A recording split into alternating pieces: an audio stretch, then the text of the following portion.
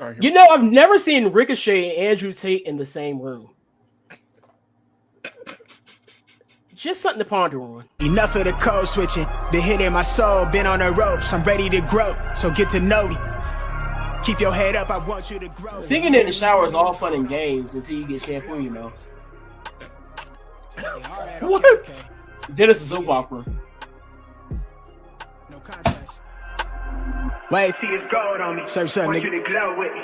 The world been dying, days is number, check the climate. I'm This list is some ass, bro. You with Cardi B over Illmatic. You put this over, not just that. You put this over pop. You put this over Aquemini. You put this over rap music. You put this over All Eyes on Me. Time and again that I'm really him. Oh, you ain't know. It's not just for the show, but bet you entertain anybody. It kind of goes into my whole spiel about music and everything like that. The game related stuff. Why'd you elongate music? This man said music.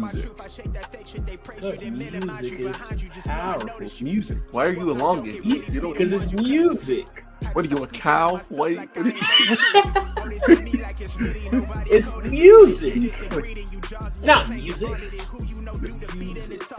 I'm pretty sure there's only one you in. Yes. You have to put emphasis on that music. You're weird. You know, you're being weird right now, bro. Yes, I am very weird. Local neck. Local neck destroys Waterside District with a Hellcat. Local Negro. In the words of Chiseled AdonisJoins, local Negro. Right. Local esophagus shuts it down for everyone. There's something in the water. Yeah, it's a Hellcat. Oh my gosh, bro. Oh, that's why Pharrell won't come back. Nigga shut it down. We don't even have a stage anymore. He just came down here doing like 180. I don't know what happened. Oh my god. She agrees she really been here through the fall. She the only thing I need. I wanna be free. I know that they want me for my ideas. So they... Yo, what is going on? It is that time again. Welcome to the show. This is Unbounded. I'm your host, Mr. Top Shelf Only, the truth. Love me, I got my boy, the outlier, and I'm going to let our special guest introduce himself in the only way that he can.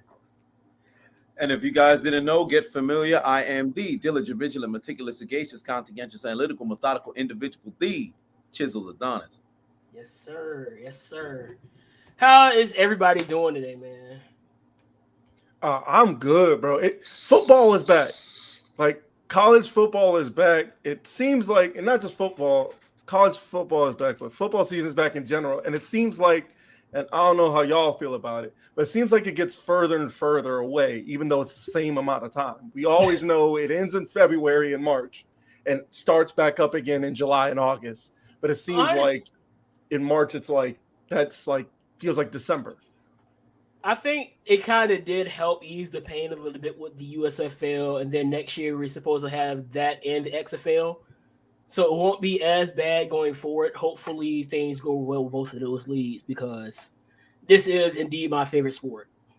Yes. As I'm watching Stephen F. Austin go against Jacksonville State now. Yeah.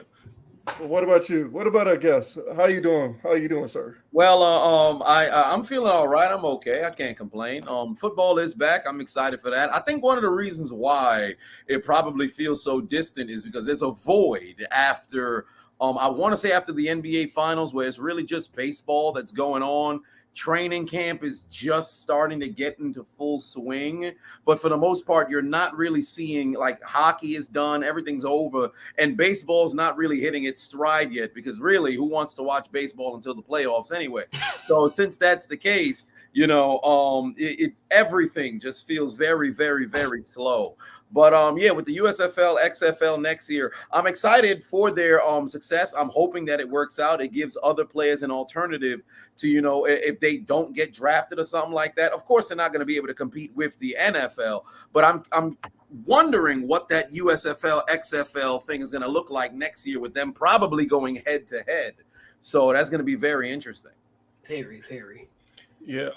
But for me personally, so have you I've been trying to get into other sports. Like, for example, I'm a huge soccer guy. I love soccer, and then I found myself getting into hockey, like watching a little bit of those playoffs. Because for some reason, like, unlike it was normally do, like after college basketball was over, I couldn't get into pro. Not even during playoff time. I'm like, yo, this ain't it, And then I was watching soccer on and off. But like this year with the World Cup coming up too, Yep. But now in the middle of football season, it might be a little hesitant. But do you find yourself looking for alternatives during the season in between football seasons? Yeah, I'd agree. 110%. Like I went to 2 hockey games for the very first time. Ironically enough, the Rangers were in the playoffs and nearly made a push for the I believe it was the finals. I think they were in the conference. Well, I don't know if they call it conference finals. I don't know what they would call it. Yeah, but yeah. So I went to round 1 and then another game in round 2, and then I was gonna go to I think it was the games. If they were to force a game 7 in the conference finals, the stage before the final, I was going to go to that game, but they ended up losing in 6, if I'm not mistaken. Yeah, but so hockey, very, very interesting. Really like the ambiance of being around, fans like that, because they were so locked in. Nobody was looking at their phones, and it's one of those kinds of sports where if you turn your head, you will miss something.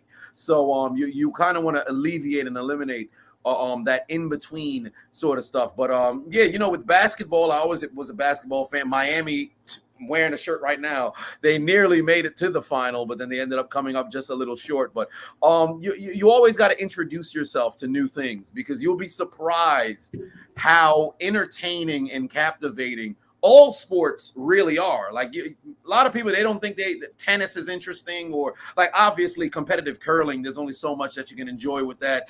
Golf, if you play it, it's fun. Watching it, not so much. But I always implore people, try new things, watch new things, experience new things, and you never know what you might like. Yeah. Like I said, I've been pushing for people to get into soccer. I'm telling you, like soccer hits. It's for some reason for me, like I don't like how golf, like an obscure sport, even though soccer isn't really obscure, it's the most popular sport in the world. Yep. But the way like golf hits for people and tennis hits for people, that's the way soccer hits for me. Yeah. I'll find myself watching it. Like I will watch a soccer documentary just to get a taste of soccer and find myself pulled into it. I'm telling you, soccer, for those who don't watch soccer, I'm telling you, watch it. Especially during the World Cup, because yes, people like if I'm excited that the World Cup is coming to the United States 4 years from now for 2026. I'm excited. I can't wait, because I've definitely got to go to a game. Like I've only been to big facts. Yeah, I've only been to, I think, one soccer game, and it was when Haiti's national team, they played in New Jersey against they played against Costa Rica, and the energy is crazy. So like it's not even just like watching soccer is one thing. Going to a soccer game, man, nothing beats it. It's like, and maybe it's because I'm shooting for the moon, because I'm a Barca fan. I love Barcelona. So maybe I'm saying, oh, I don't want to go to a soccer game until I'm in Barcelona, Spain, watch them. I said, no, like lower my standards. Go to a game, go to an MLS game. Like lower the MLS game. But we'll get more into that later. Anthony, what do you want to bring up? You said before I even bring that up, I will say that my first encounter with even watching a soccer game happened to be, can't remember what year it was, but I know it was the year that our women lost to Japan, and I think it was like, it was following that tsunami that happened, right? 2011, and I was right in Florida. I was in Florida actually, and we were just chilling because we were getting ready to leave for our family reunion. And I was just watching the game and just got engulfed in it. It was like that. You know, that first moment you watch wrestling, it felt like that moment all over again with soccer. And just everything leading up to the final part of the game, it was just so intense. I was like, are we going to do it? And so those moments are amazing. But moving away from sports a little bit, I watched your video. It was one of the most recent videos that you did regarding the Andrew Tate situation. If you notice, I made a little Andrew Tate remark. I agree with what you're saying here, because I think there's an issue that the moment you say something that people just automatically disagree with, it comes to a point where it's cancel, cancel, cancel. Mhm. And I've even seen it in myself being somebody on a smaller scale. Well, I'll say something on TikTok, and it seems like TikTok is like the easiest thing to get videos taken down. And I made videos where I disagree with which may seem to be the mainstream opinion. And instead of people coming and really having a discussion with me, because Isaac knows I have no problems with having a discussion with somebody I disagree with. We disagree on 90% of the things we talk about. We've known each other for over 15 years. So it kind of does feel weird when instead of having that debate, having that open space, you just go straight into cancel mode. Yep. So how do you think we can get to that point where people understand that there is a better way to go about these things? Because I feel like what is going on here is more eyes are being put on Andrew Tate than ever before because of him being in this light. I'm gonna be honest with you. And so I saw your first video about his fights. I didn't know who the dude was. Mm-hmm.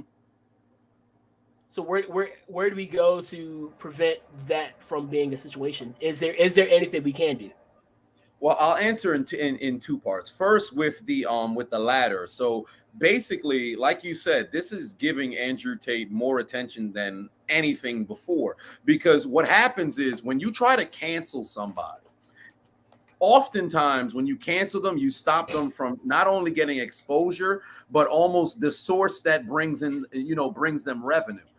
The interesting thing about Andrew Tate is he made his money off of the internet.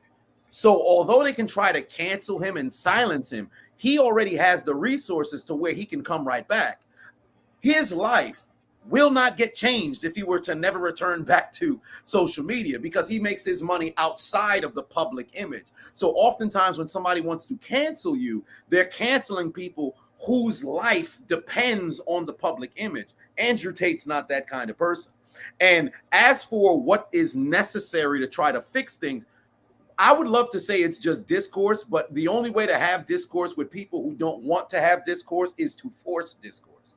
So I'm not saying invade their spaces and now force a conversation.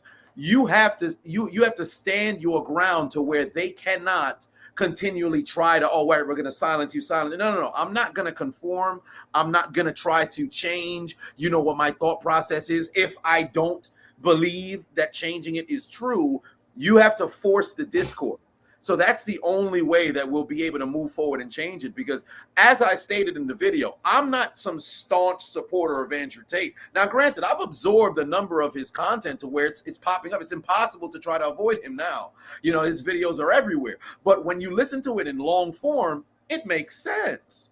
For the vast majority of what I've heard, it makes sense. Now, there's extreme opinions that he has as well. But then with that, you can refute it through discourse. So ultimately, I think the only way to move forward with this situation is to actually have a conversation and extend the olive branch, which he's willing to do so because he said himself, right after I dropped my video, the very next day, he did his final goodbye that was shared everywhere. And he mentioned discourse maybe like 17 times in the video. So it's all about being the willingness to have the conversation and the attempt to have comprehension. So that's ultimately what I think it will be. Also, I want to add that right after he was taking off everything, he also just Thursday was on one of, I want to say, the most watched news show on cable TV in Tucker Carlson. Yep. So really, what did you succeed in? And he's on Rumble. He's on Rumble. Yeah. So would you say that this is why, as far as discourse goes, I agree 100% that there needs to be some kind of discourse towards it, and I think forcing the discourse is at some point going to have to happen. But I think the reason why a lot of people don't like discourse is because we live now in the days where nobody wants to be wrong. Yep. Everybody wants to have their opinion. Everybody's entitled to their opinion. They can have that opinion. The problem is nobody wants you to try. Nobody wants to talk to anybody because they think, oh, if I talk to you, you're going to try and change my opinion. Yep. And said, no, I just want to get a better understanding of it. So when I encounter it, I can, navigate appropriately. Like with Andrew Tate, I don't think, now, granted, he has a lot of things I don't personally agree with, but I'd be willing to, at least talk to him, like personally, face to face, to see about it, and then I'll navigate through there, but the fact that he got eliminated off of the stuff, like you said, it only does make him bigger. It really does. Yeah. Which I think is so wild. Like, we're just making these people like him martyrs, even though when they shouldn't be. You're making them even more of martyrs.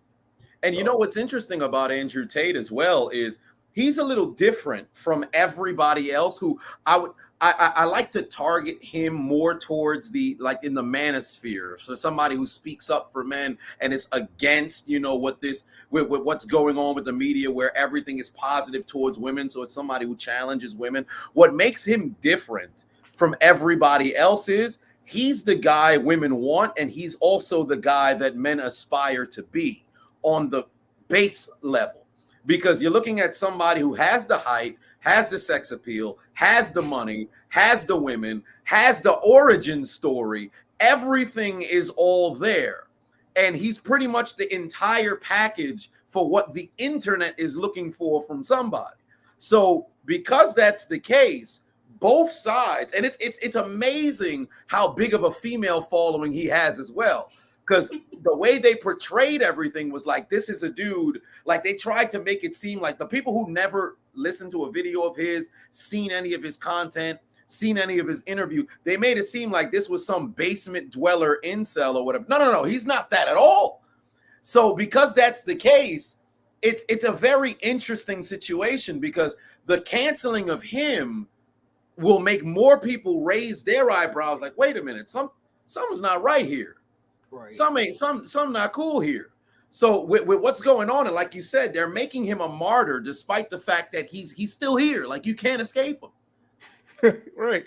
And it's like, I don't even think that was their intention, because like when I think about it, like he does have all those things, and the kind of thing we need to be careful of, well, he needs to be careful of, and I'm sure he's aware of this. You're going to have people who are going to see him and take it to the extreme. Yeah. They're going to be like, I'm just doing what Andrew Tate told me how I should live my life. And I was like, yeah, but you just hit that woman with your car and said you were being a man. What? No, that's not not how that works. Yeah. I don't think I brought this to Isaac yet, but I've been listening to other people talk about him, and I got this from a political commentator, and I kind of want to see how y'all feel about this take. He said the people that look to Andrew Tate in that light that you just said usually probably are a product of bad fathers, not good fathers. The lack of good fathers is why you have people like Andrew Tate, fresh and fit, Sotomayor, and all these other people within the manosphere being so popular. Mm-hmm. And I almost feel like you can kind of even look at that even with like on the other side with your Cynthia G's and all these other people like your divestors and whatnot. Mm-hmm. Oh, that makes sense.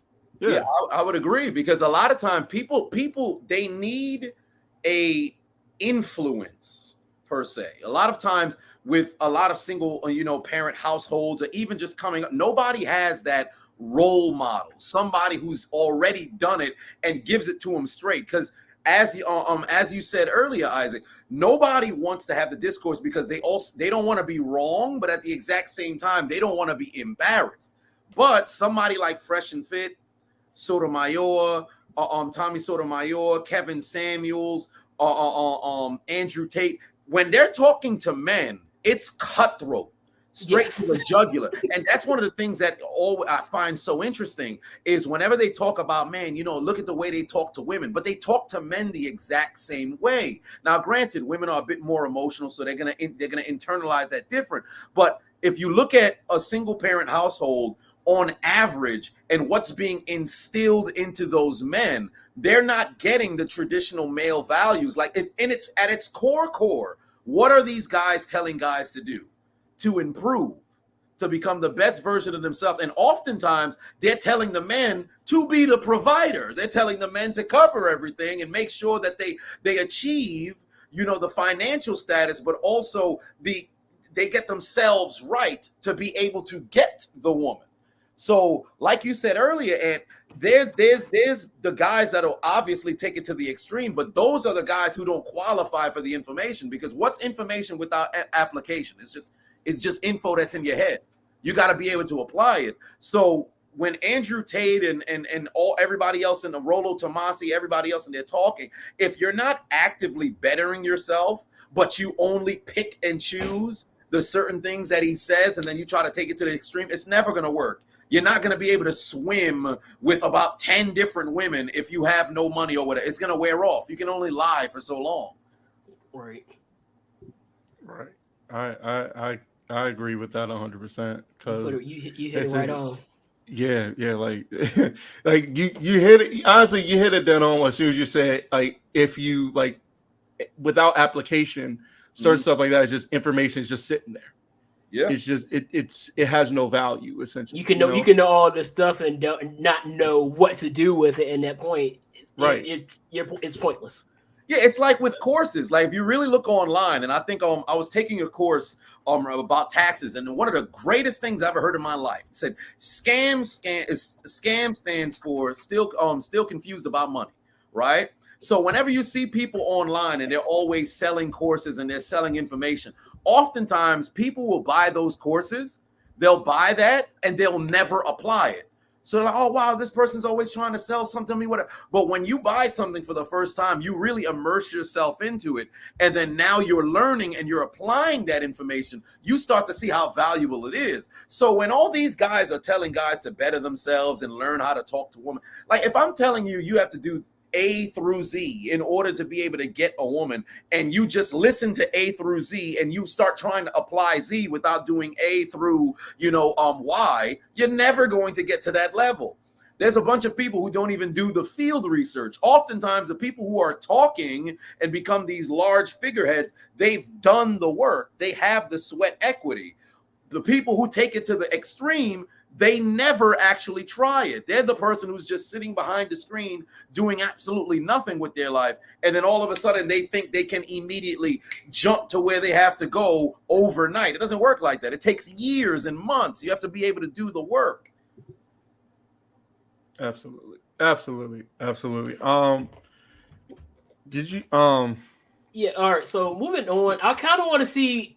I don't want to hop in front of you if you have something in the vault on this, but as of right now, I haven't seen you uploading anything regarding this. But have you seen the Corey Kenshin incident? Yes, I actually watched this video. I watched this video 2 nights ago. What is this? I'm. Oh wait, is this what I think? The one I think it's about? Like, somebody enlighten me, please. With the age restriction on his video. The age restriction? What happened? I missed something. I'm not sure. So is this the dude? Hang on, is this the dude who got permabanned from Twitch? No. Oh, it's not that dude? Okay. No. Okay. So basically, he's a gamer and he does this thing on Sundays called Super Scary Sunday, I believe it is.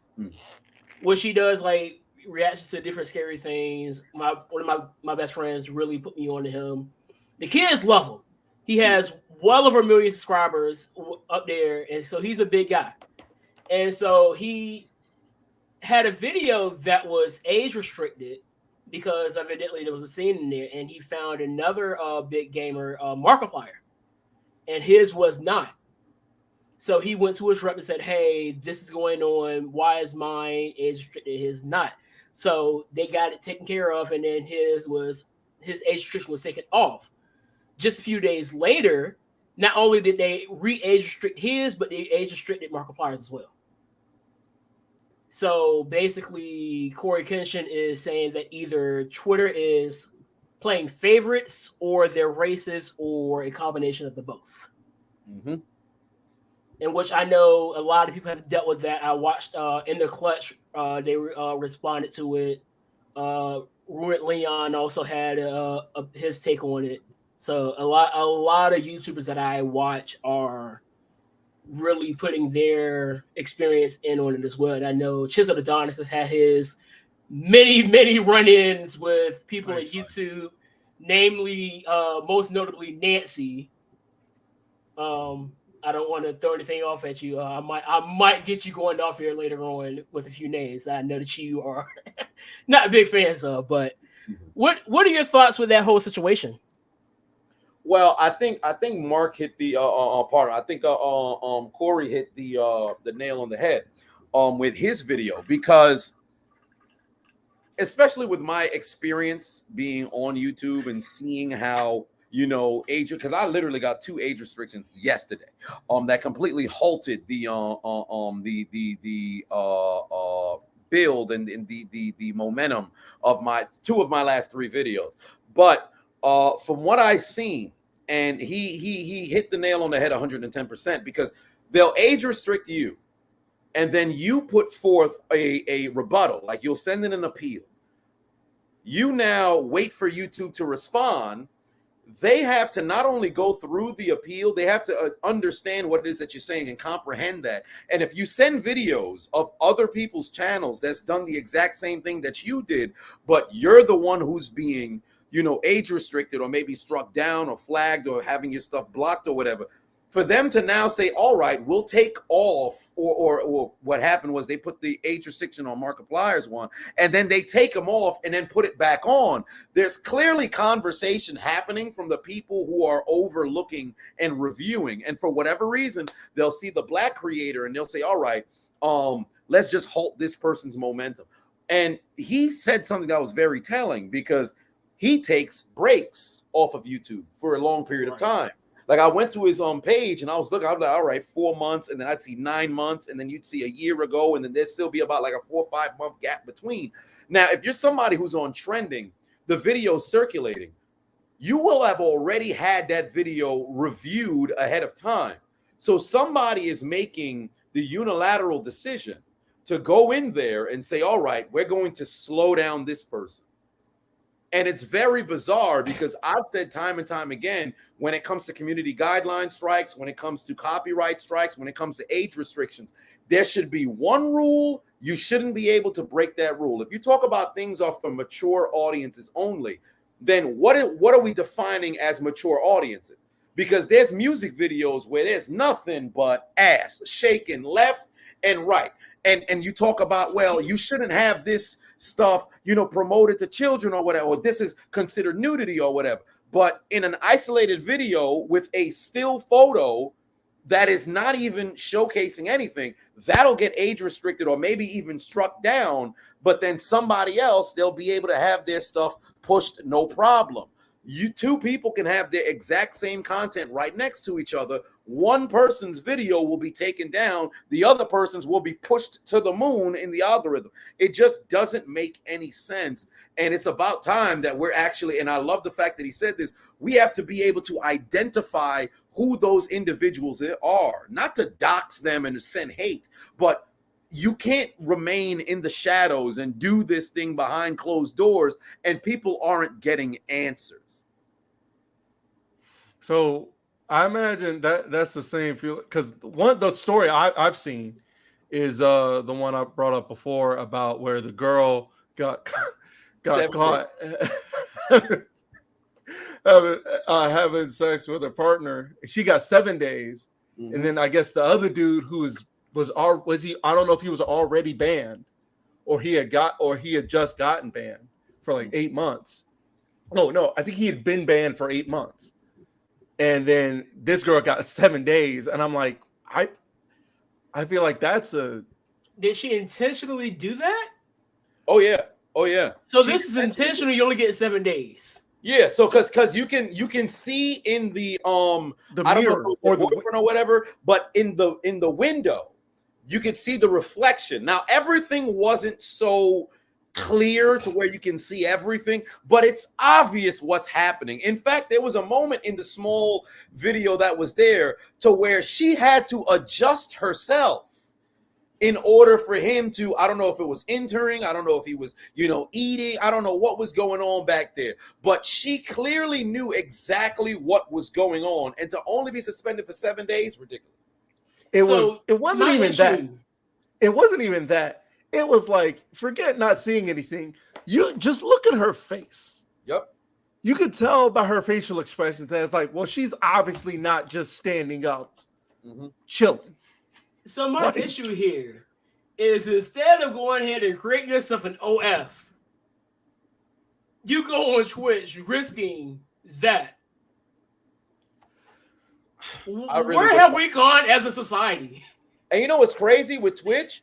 Twitch, you can end up getting banned for people in the comment section. Like, there's been people who have got suspended because people in the comment section have been saying crazy things. Like, if somebody were to jump in there and they start talking about, sexual assault, things of that nature, and they just start running off at the mouth, the Twitch, they can mess around and strike down your entire channel. Like Daquan Wilshire, he ended up losing his channel. He got banned on Twitch. I think I did see. Crazy. I didn't even know that. I haven't seen him banned. It was like last week or maybe the week before. That's foul. That is crazy. That's wild. That's wild, because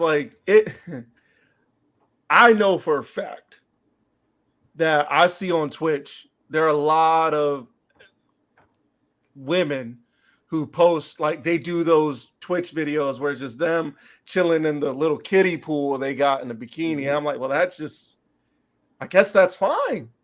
Yeah. I guess that's fine. The only reason I know this is because I saw Allison Kay on there doing it with some of her wrestling buddies. So I know that. I know that happened. So as long as it's not Brie Bella, but Really? Yeah, true. Nobody wants to do that. Not to get Chiseled Adonis started up or anything. Yeah. Speaking of wrestling, though, yeah, how much wrestling have you been watching recently? I've been a lot of WWE. I actually didn't see SmackDown yesterday, but for the most part, I'm up to date on WWE. And then AEW, I heard this past Wednesday had a very controversial finish between Moxley and Punk. Apparently, it was a championship unification match and turns out to be a squash match. So then I only watched the ending of the match, which it was only 3 minutes. So I think I only seen like when he hit his finish back-to-back times. I'm like, I wonder what led up to that, to where Punk was, spaghetti-legged and all this other stuff. Just like, you watched more than half the match. Well, damn. Well, there it is. So, like, I'm pretty sure the entire match is on YouTube now. Oh, all 5 minutes. The entire match was on. I thought I saw the entire match on Twitter. Yeah, I saw it on Twitter. Like, I seen the ending first.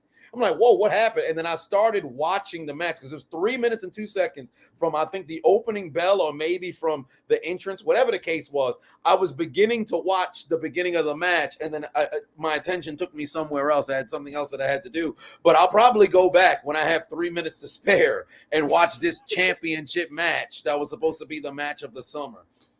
Here's the thing. I would say, I don't think...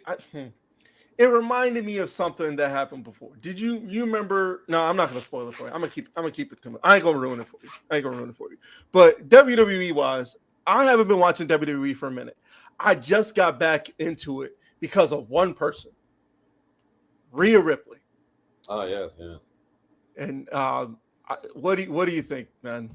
I gotta delicious. And on top of that, she's a very good in-ring worker. She's a great in-ring worker. But it's her believability. Yes.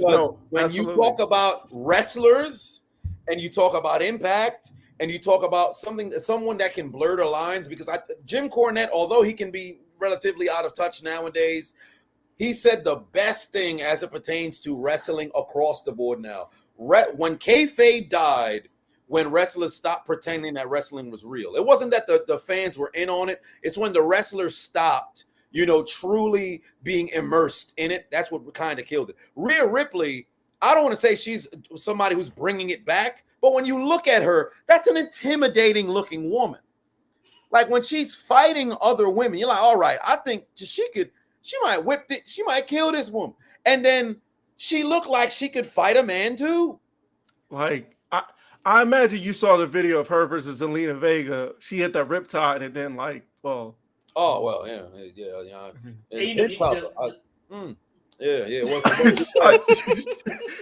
Yes. I like it's just that. I mean, that didn't set me off for it because I like Rhea Ripley anyway before that. But I just noticed the rest of the internet saw that and was like, you know what? I wouldn't mind being folded like that. That's what the rest of the internet was like. Not me. Not me. Okay. All right. Not me. All right. The rest of the internet. I mean, but there's some dudes on the internet that are probably thinking that. Oh, absolutely. Yeah. Those guys is out there. They wouldn't waste a second.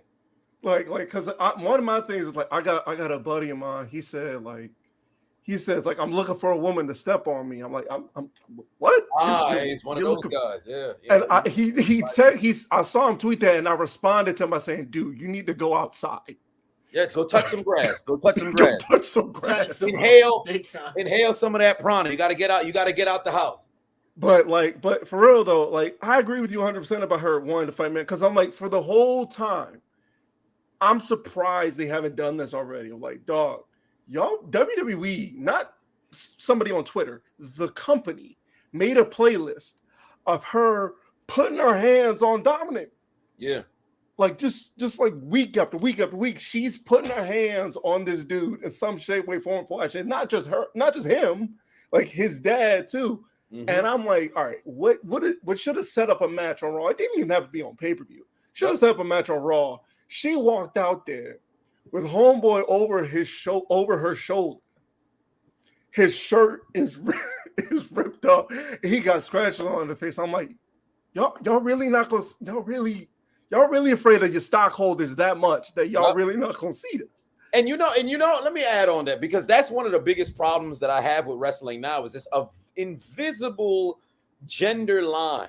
Because and it's one of the things I knew since I was a kid, this always bothered me, because I grew up as you should never put your hands on anybody.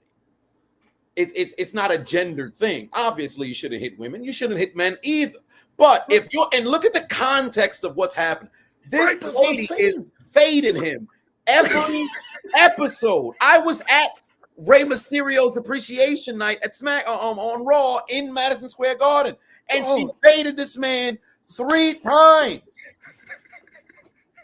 He's beating your father in front of you, and I can't touch her because she's a. So if she grabbed Drew McIntyre's sword and started stabbing Rey Mysterio, he gotta stand there. My papa, and he can't do anything. That's ridiculous. That's what I'm saying. Like they're promoting her putting her hands on him, and he can't do anything. Like that makes him look terrible. You have at one point somebody has their breaking point. And here's my issue with it, because you're so right. But history would tell you that he's put his hands, feet, on a woman before. You remember, what was it, Royal Rumble 2019? Mm-hmm. When Nia Jax got in there, and then she took a RKO, a 619, a super kick. Yep. And on top of that, and again, it's all about context, because if you're in a physical sport, somebody's going to get hit. The crowd won't sit here and boo a man beating a woman in a wrestling match, because what's the goal here? To win or to lose? One of my favorite 2019 moments. I forget what pay-per-view it was, but it was Baron Corbin and Lacey Evans versus Becky Lynch and Seth Rollins, and Corbin hit the end of days on Becky Lynch. I tell you, I was so out of that match to that moment happened. I was like, whoa. And from that moment, I was like, yo, this is where See me, I'm a fan of intergender wrestling. I am, because it's only good. It's only good if you make it make sense. For example, I've seen I saw with Tessa Blanchard, even though I said what I said. I said Tessa Blanchard. What y'all gonna do? Cancel me? Fuck y'all. I said Tessa Blanchard. Tessa Blanchard fought Sami Callihan in the main event of Slammiversary in 2019. Two things. First, the match was phenomenal. It was really good. Second, it was believable. Because Sammy's not a big dude. You know, he's still a man, but he's not a big dude compared to Tessa. You know what I mean? Mm-hmm. Now, and granted, Tessa still lost, but the match was good. The match was good. You know, like Tessa has fought Brian Cage on multiple occasions. Mm-hmm. You know. But she still lost. Why? Because look at Brian Cage. Because there's that believability. Look at Brian Cage. Look at Tessa Blanchard. How does that going to look? You got to make it. You got to believe it. Now, granted, did I think she was going to beat him on a couple of times in those matches? Yes, I did. Mm-hmm. Yes, I did. But believably, did I really think she was going to beat him? Not really. But was I immersed in it? Yes. And that's the point. You want to get lost in it. Like with this. Do I believe Dominic can beat Rhea Ripley? No. I'm gonna keep it a butt with you. No. It's like even with Rey Mysterio, like she's bigger than Rey Mysterio. Yes. Right. So because the visible aesthetic, like Rey has the history, but the visible aesthetic is there. This is this big, brawling, beastly woman standing across from this aging small luchador and his son, and they can't do nothing with her. They can't do nothing to it. The story writes itself. It does. Like it writes itself. It's so easy. Like I'm, and then somebody said like it's because they don't want to upset. They're a publicly traded company. I'm like, dog, who cares? Y'all had it. Y'all like he just said. Y'all had Becky Lynch get hit with the end of days. Mm-hmm. You know, like. Now granted, this was a different time back then, but still, you remember Christian, it was Christian and Chris Jericho versus Lita and Trish Stratus. Yep. At Armageddon. Now, granted, like I said, wrestling was a different time back then, but I remember watching that thinking, I watched it a couple of times thinking, oh, that's a good match. You got two of the best essentially in Christian and Chris Jericho, and two of the best women to ever do it in Lita and Trish Stratus. That's a good tag match. But then when I watched it, the way it was booked, it was like, why can't y'all just book them like that? Like these, like they were booked. The way they wrestled the match was like, oh, Lita and Trish are like angry exes fighting them versus no, these are two former women's champions who have like this history and we're going to be Hall of Famers. You know what I mean? And they fought them like that. I was like, no, like fight them like they fighting each other. You know what I mean? And that's what I love about the Indies. The Indies, they're fighting each other. Like a man will fight a woman, like will wrestle a woman like they're wrestling their own gender. You know what I mean? Mm-hmm. Like they're not gonna say, okay, size is there, yes. But still, like I said, with Tessa Blanchard and Brian Cage, yes, the size is obviously there. But like they're still gonna get their grapple work in. Like I want or even better example, Ricochet, Tessa Blanchard, because they're about the same size in their own way. You know what I mean? Yeah. They did their own shit. I remember watching that match. They started the match some good grappling, some good groundwork on that. Then they went to the high fly and stuff. And I'm thinking that makes sense. That makes sense. I think even Tessa won that match. She beat Ricochet. You know what I mean? But this isn't hard. It's not hard. Look, WWE, Triple H, I'm telling you, it's easy. It's right there. You ain't even got to take it to Survivor Series because it won't make sense there. Think about it. Just do it on a Raw. When Dominic comes back, because I think they're fighting at Clash of the Castle, right? Yeah. Are they fighting at Clash of the Castle? It's a mixed tag at Clash. Who is it? Is it Finn and Rhea? It's all Judgment Day versus Ray, Edge, and Beth. Okay, so there is happening. And I just need to go ahead and do this. Has anybody else noticed how the China-esque woman is really starting to dominate professional wrestling? Yes. It's glorious. So you have on Raw, you have Bianca. She's in that range. Yep. You have Rhea on SmackDown. You have Raquel. NXT Lash Legend. AEW has Jade Cargill. It seems like Impact has well, for me, I'd say what's her Jordan name? She Grace. was Jordan Grace, and what's the black girl name? She was Jess in Norfolk. Savannah Evans. So you're seeing that. I think it's Camille. It's you have amazing. Camille in NWA. Right. Camille is a brick house, bruh. Have you seen Camille? No. I got you, brother. I got you. Go ahead. But yeah, and also when it came down to Rhea, and you brought up Cornette, and I listen to Cornette here and there for just different perspectives and just his stories. Yeah. And he brought up how I thought this was amazing. He said that Rhea wrestles like a man. Yep. And he said that is probably one of the greatest compliments you can give a woman in wrestling. Yep, absolutely. And Bianca's growing on him now too, because it's the believability. Like personally for me, Sasha Banks is my favorite female wrestler, and I think she's the best, right? However, there's a believable, like her in-ring work is up there. Now she has her botches here and there, but she makes it work. But with her in-ring work, like she's a magnificent performer. Like when it comes to women, she's like the Shawn Michaels. She's the Ricky Steamboat. She's in that elk.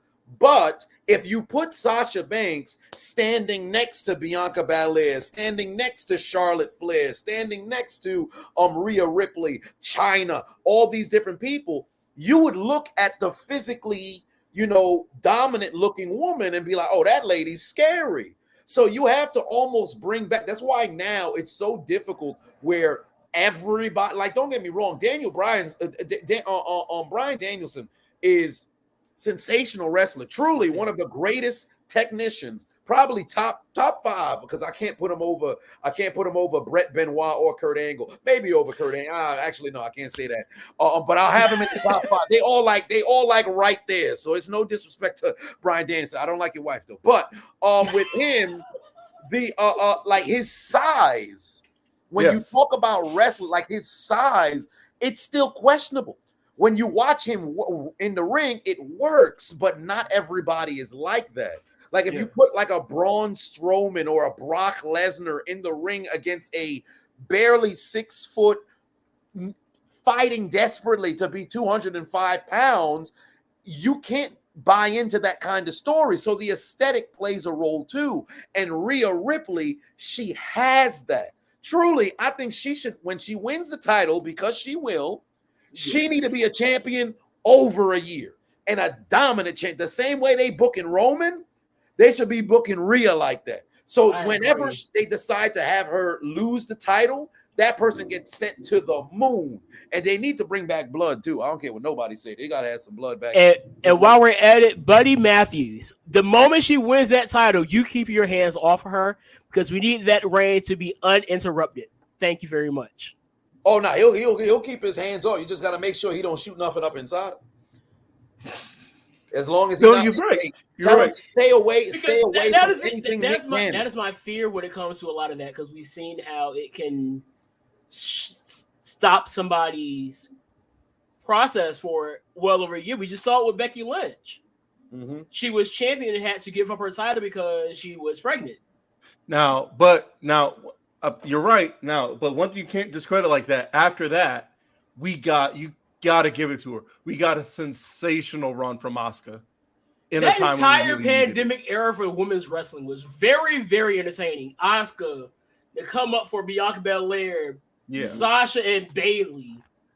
How can I forget Kyrie as well? It was great content going on for women's wrestling, and I'm enjoying what they have going on now with Damage Control.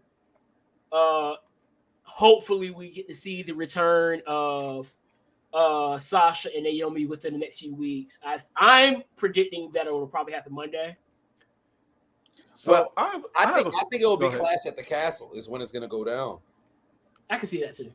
Yeah. So I have a question. So Are we all on the same page? The fact that that Triple H has watched a lot of hood movies with the way he wrote up Indy Hartwell and Dexter Loomis on NXT. Oh, without question. Without question. Okay, I just want to make sure we're on the same page because that's something that I've never seen that trope anywhere outside of that. Like nowhere. Maybe in a movie where it's like he leaves, he's gone, but he comes backstage for a bit, then goes carries out his whatever plan of vengeance, but never to like where he's gone, comes back, and then immediately to jail, which is fair because he kidnapped the Miz, but like I thought that was amazing. I mean, he commit. That's I mean, well, he's been gone for what? It is a crime. He's been gone for what, like almost 6 days now. So that's I guess that's a felony. Well, then again, you know how laws don't, whatever happens, it doesn't stick in wrestling. Yeah. But I do enjoy the way that it's been written. And I like the fact that it's always happening so sudden. Yes. You know, but the only problem was with last week when like the security took out the fake him. And then he actually, took Miz this time around. I enjoyed the way it was, but then it was a little bit goofy because throughout the entire night, I think they mentioned it maybe once or once more. But I'm like, fam, you just lost. Like Corey Graves is the biggest Miz fan on the mic. He should be freaking out. Like if this was during the Attitude Era and it was King that was on commentary, every match he's mentioning the fact that Miz has been kidnapped, trying to find out an update. If this was during the Golden Era and Bobby Heenan is on the mic, he's killing Gorilla Monsoon, talking about where is the Miz? I don't know why we watching this match right now. We need to know what's going on with the Miz. Because he did exactly that. Another step. I would have left and said, "I'm going to go find this man." You guys call the match. I'm going to go find the Miz. If Corey Graves, dog, if he left the announced desk to go find the Miz, and then he end up in the same place Miz is, because Dexter got him too. Honestly, that'd be wild. Like you just see Dexter pulling off with Corey Graves into an unmarked car. I would have him leave before Gargano even came out. Mm-hmm. Oh man. Oh, speaking of which, they need to get Ciampa. Ciampa does not look good in bright colors. I agree 110%. Get rid of them damn bright colors. Like his promos have been hitting. Yes. So that's still there, and his in-ring work is always good. But get him out these bright colors because he needs to hurry up and turn on Miz yesterday. Like I was looking at that, I'm like, because I watched, I think SummerSlam was like the first bit of WWE I watched in a while. And I watched it and I was like, all right, it's cool. And then I saw him come out in those colors. I'm like, what are you wearing? Mm-hmm. Like, what you got on? I was sitting here like, okay, I didn't know that you were out here repping 1908. For those who do not know what I'm talking about Alpha Kappa Alpha. So that were the colors too. Dog, I thought it was like light green. I didn't realize it was light green and pink like that, bro.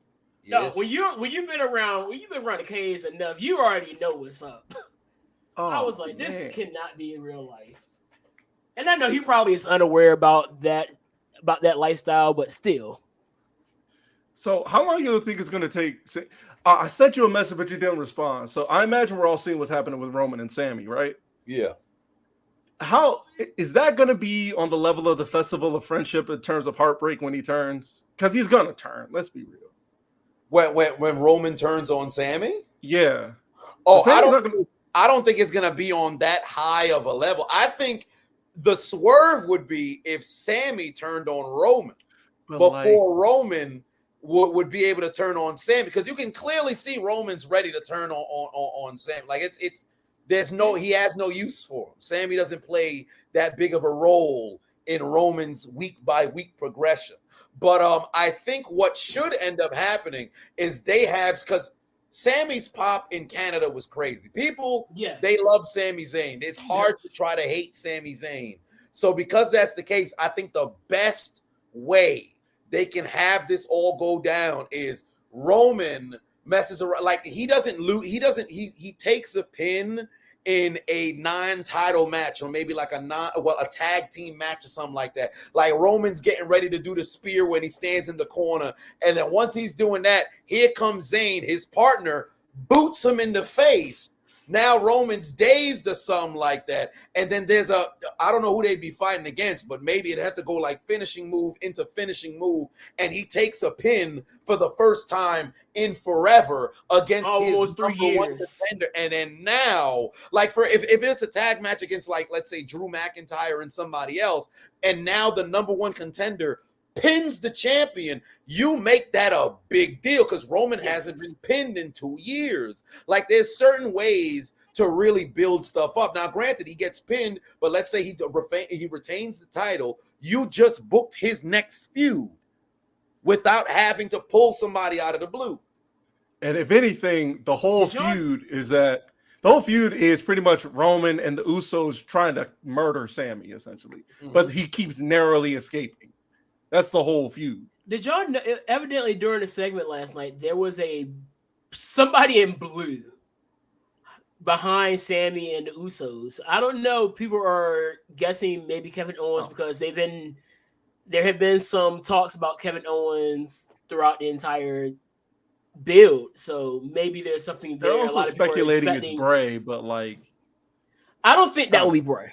I don't think so either. I think Bray is probably on his way back, but I don't think that would be Bray. Yeah. I don't know.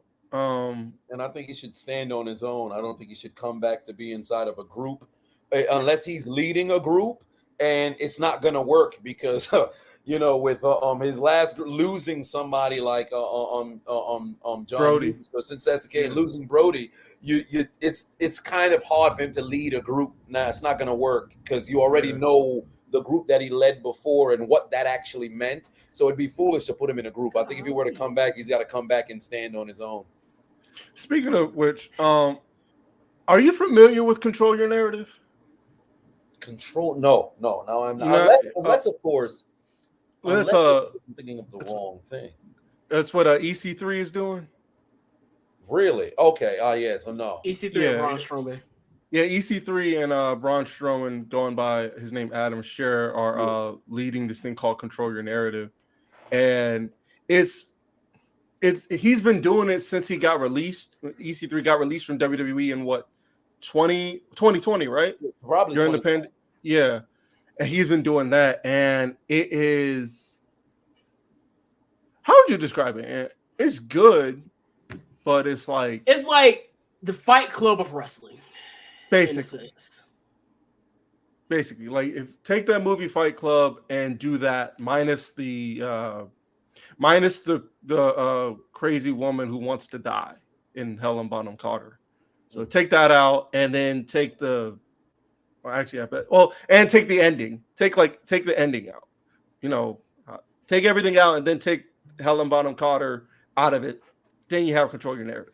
That's basically what it is. Okay. Yeah. But let's get into some good stuff though. Football. How confident are you in your Steelers this year? I'm confident enough to see double-digit victories. I think the floor is 10-7. They have a favorable schedule because of travel. They never leave the Eastern time zone. And moreover, that defense is still solidified. The running back is still very good. The wide receiving core, in my opinion, is still very stellar. You have the tight end that's there. The only concern is the offensive line and the quarterback. Mason Rudolph, I'm hearing talks now about possibly trading him somewhere. Personally, I think the ship has sailed on Mason Rudolph. He's not terrible, but he's not the guy who's going to get us over the hump. He's somebody who can be a backup for a career, kind of like a Jim Sorgi. Something like that. He can be somebody who's a backup who can come in and relieve and give you like a 500 performance here and there. But I think the ship has sailed there. Mitch Trubisky, I don't know yet. Personally, I don't think he's terrible, regardless of the fact that I call him Mitch the bitch. But I don't think he's terrible. But I'm excited for Kenny Pickett and where things can go. But double-digit victories, I think we'll get 8 off of our defense and special teams. because all we have to do is just stay in the game, and TJ Watt, Minka Fitzpatrick, somebody is going to make a play, just have us in a spot, and then I trust Boswell to make a game-winning kick. In fact, I believe over the course of the last 3 years, nobody's made more game-winning or game-clinching field goals or game-tying field goals than Chris Boswell. So since that's the case, I have trust in the defense and the special team. The offense, by God, just hold on to the ball, and I think we all right. But there is that. That's I think the floor is 10 wins. The ceiling is 13. But I don't see. I looking at the schedule and knowing how Pittsburgh's been under Mike Tomlin, the vast majority of the losses haven't been you're getting destroyed. It's you beat yourself at one point in the game. You'll have the game will be close. Fourth quarter will come. Terrible thrown interception that should have never been thrown into triple coverage. So since that's the case, I think between 10 and 13 wins. I'm confident in Pittsburgh. A lot of people say I shouldn't be, but I'm confident in Pittsburgh. I mean, if anything, I will say, go ahead. If anything, I want to say I like the Steelers because I got that pillow. I don't know if you can see that. Oh yeah, that was the first. I can't really say I like the Steelers, but I'm confident. Well, I don't like y'all either, but I'm confident in Kenny Pickett. I remember watching him play at Pitt. He's definitely a good pick to go to somebody you want to build a team around. But like you said, you gotta protect him, which is why I think Trevor Lawrence didn't do so well in his rookie year. But then again, not a lot of rookie quarterbacks do because there's a lot of stuff with that. But then again, the Jags don't really have an offensive line there. But if you can get something for him, i.e., some form of protection, I think you'll be able to definitely see what made him so special in college. Speaking of college, hold on, because I wanted to bring something in there too. Okay. So yeah, because I do think that y'all have a really good shot. One, I'm rooting for your coach because he is a local guy out here. Yeah. Shout out to Mike Tomlin. Even though I am still going to forever be salty about Super Bowl 40. Y'all did cheat. I ain't gonna hold you. I thought y'all cheated. I really did. I thought y'all cheated. We got it, but it's okay though. It's okay. Well, I'll say this because I don't want to throw out the obvious. Well, there was only 7 accepted penalties, but when you go back and you watch the game, right? Granted, the offensive pass interference, I think it was somewhat soft, but I understand why they called it because there was the extension. But the holding call that was called on, I think it was a large catch by Jeremy Stevens. It had to be like a 20, 30, 40-yard reception. Mm-hmm. I think the holding call was terrible. There was 2 calls in that game that was utterly atrocious. But Seattle, they really struggled on offense because truly, I think if all of the, let's say you erase some of the penalties, you're probably looking at like a 17 to 14 kind of game because I think Pittsburgh would have still took it regardless. But I think because of the penalties and when they happened is what really threw it all off. But there was 2 big penalties in that game. But I personally, I don't think, and I don't want to say it's my bias, but because I can't say it from my perspective because I am a Steelers fan. But I think those 2 penalties and when they happened is what ultimately made it all look rigged. But it was I think of this half of the millennium, it's probably the worst rated Super Bowl, for sure. I think when it comes to entertainment perspective. But I thought it was. I think it's the Rams and Patriots Super Bowl. I disagree. Really? I love that game. I love that game. Okay. I hated it because of the fact that I'm not a Tom Brady guy. Neither am I'm I. really not. He's frustrating to watch, especially when your team is a fan, especially when you're a fan of the team who hasn't beaten them. And the last time you had a good shot at beating them, the refs were trash. Mm-hmm. We had a chance. For those who don't know, the Cowboys played the Patriots in like Tom's last season there, and we had like third and short. and we threw a screen to Ezekiel Elliott. He got the first down, but we got called for a tripping call that I don't know who saw a tripping call. I certainly didn't see one. Terrible call. I don't know who saw it. I don't know, like as you like to say, I don't know what kind of genjutsu the referee was in. But apparently he saw a tripping call and got us into the first down and cost us a first down and lost the game. I don't hated it. That, and also the other reason I didn't like that Super Bowl is because I don't think the Rams should have been in there. Yeah, correct. The Rams got the luckiest call. And I'd even say, and arguably, I think the Rams got the luckiest call in all of football. Ever. Since they started like throwing out penalties for that, like when Willie Brown of the Raiders before wasn't clotheslining people and you could drop people in the secondary, you can drop kick people in the secondary, like it was Blitz before Blitz the League was a video game. It was just 80s and 90s football. Yeah, before that, but the history of the NFL, that has got to be the luckiest no call I've ever seen in my life. Because the Saints would have got a first down there, and then with an opportunity to score a touchdown rather than kick a field goal. But the only thing, the only way to refute that would be the fact that the Saints had the football first in overtime, and then Drew Brees ultimately threw the interception. But that would have never happened had the call been called. Right. And everybody who has a brain sees that was a wrong call. Yes. And even the dude admitted it. He said, I wasn't going for the ball. I didn't even know the ball was there. I just wanted to hit him. I just want to say that I'm happy that game happened because I was sick and tired of hearing about the Fail Mary. And so now the Seahawks do not have the worst call that went in their favor anymore. Thank you. Fair enough. Because that Fail Mary was bad. Plus, I'm pretty sure that year Drew Brees would have gotten his second Super Bowl. Yeah, to tell you the truth, yes. I don't think the Patriots would have been able to beat him.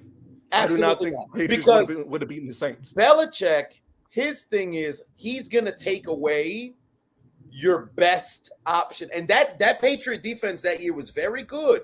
Yes. But the Saints were on a different level. The way that the Saints defense was performing that year and the way that the Patriots performed in that Super Bowl, there's no way they're holding Drew Brees to 3 points. Moreover, there's no way that the pass rush wouldn't be able to make, because they were being very, very strategic with how they got to the quarterback. Cam Jordan, they would have to roll their offensive line towards him. But then you still have Ryans coming down here. You got all these different people learning different ways to get to the court. Like they would, and Lattimore is locking somebody down. Like the Saints, that was their year. That was their opportunity, and they got screwed. Major. They got screwed worse than Brett did. Mm-hmm. For real. Do you think that the Jags would have had a better shot to beat them more? No, that's the other one too. Because I know we've talked about it on multiple occasions that we thought it should have been the Jags and the Saints. I think that would have probably been for the people that like offensive football more. Wait, which one was that? Hang on, which one was that? The Jags win the AFC Championship game. That same year. No, it was a year before. Who's the Super that year? Was it Patriots? No, it was. It was a year before because the Jags. It was in 2017. So, who was that? But that was Jags and who? Who did the Patriots beat that year? No, that year in 2017, the Patriots lost to the Eagles. In 2018, when they beat the Rams, the Patriots they beat the Chiefs in the AFC Championship. Right. So that was so the Jags won. So the Jags won. The Jags one would have been D4 lined up off sides. Yep. It was the Jags one was It would have been Jags Eagles in the Super Bowl instead of Patriots Eagles. No, I remember watching that game too, and I'm like, that's the other reason why I don't. It's not even Tom Brady. I don't like the Patriots. Well, I don't like both. Everybody. I don't like any of them because it's like how there's no way. He's the most unathletic. Now, granted, I don't think you have to be super athletic. You ain't got to be Michael Vick out there. Yeah, I get that. You ain't got to be Michael Vick out there to be great. But it's like, how do you not have more injuries?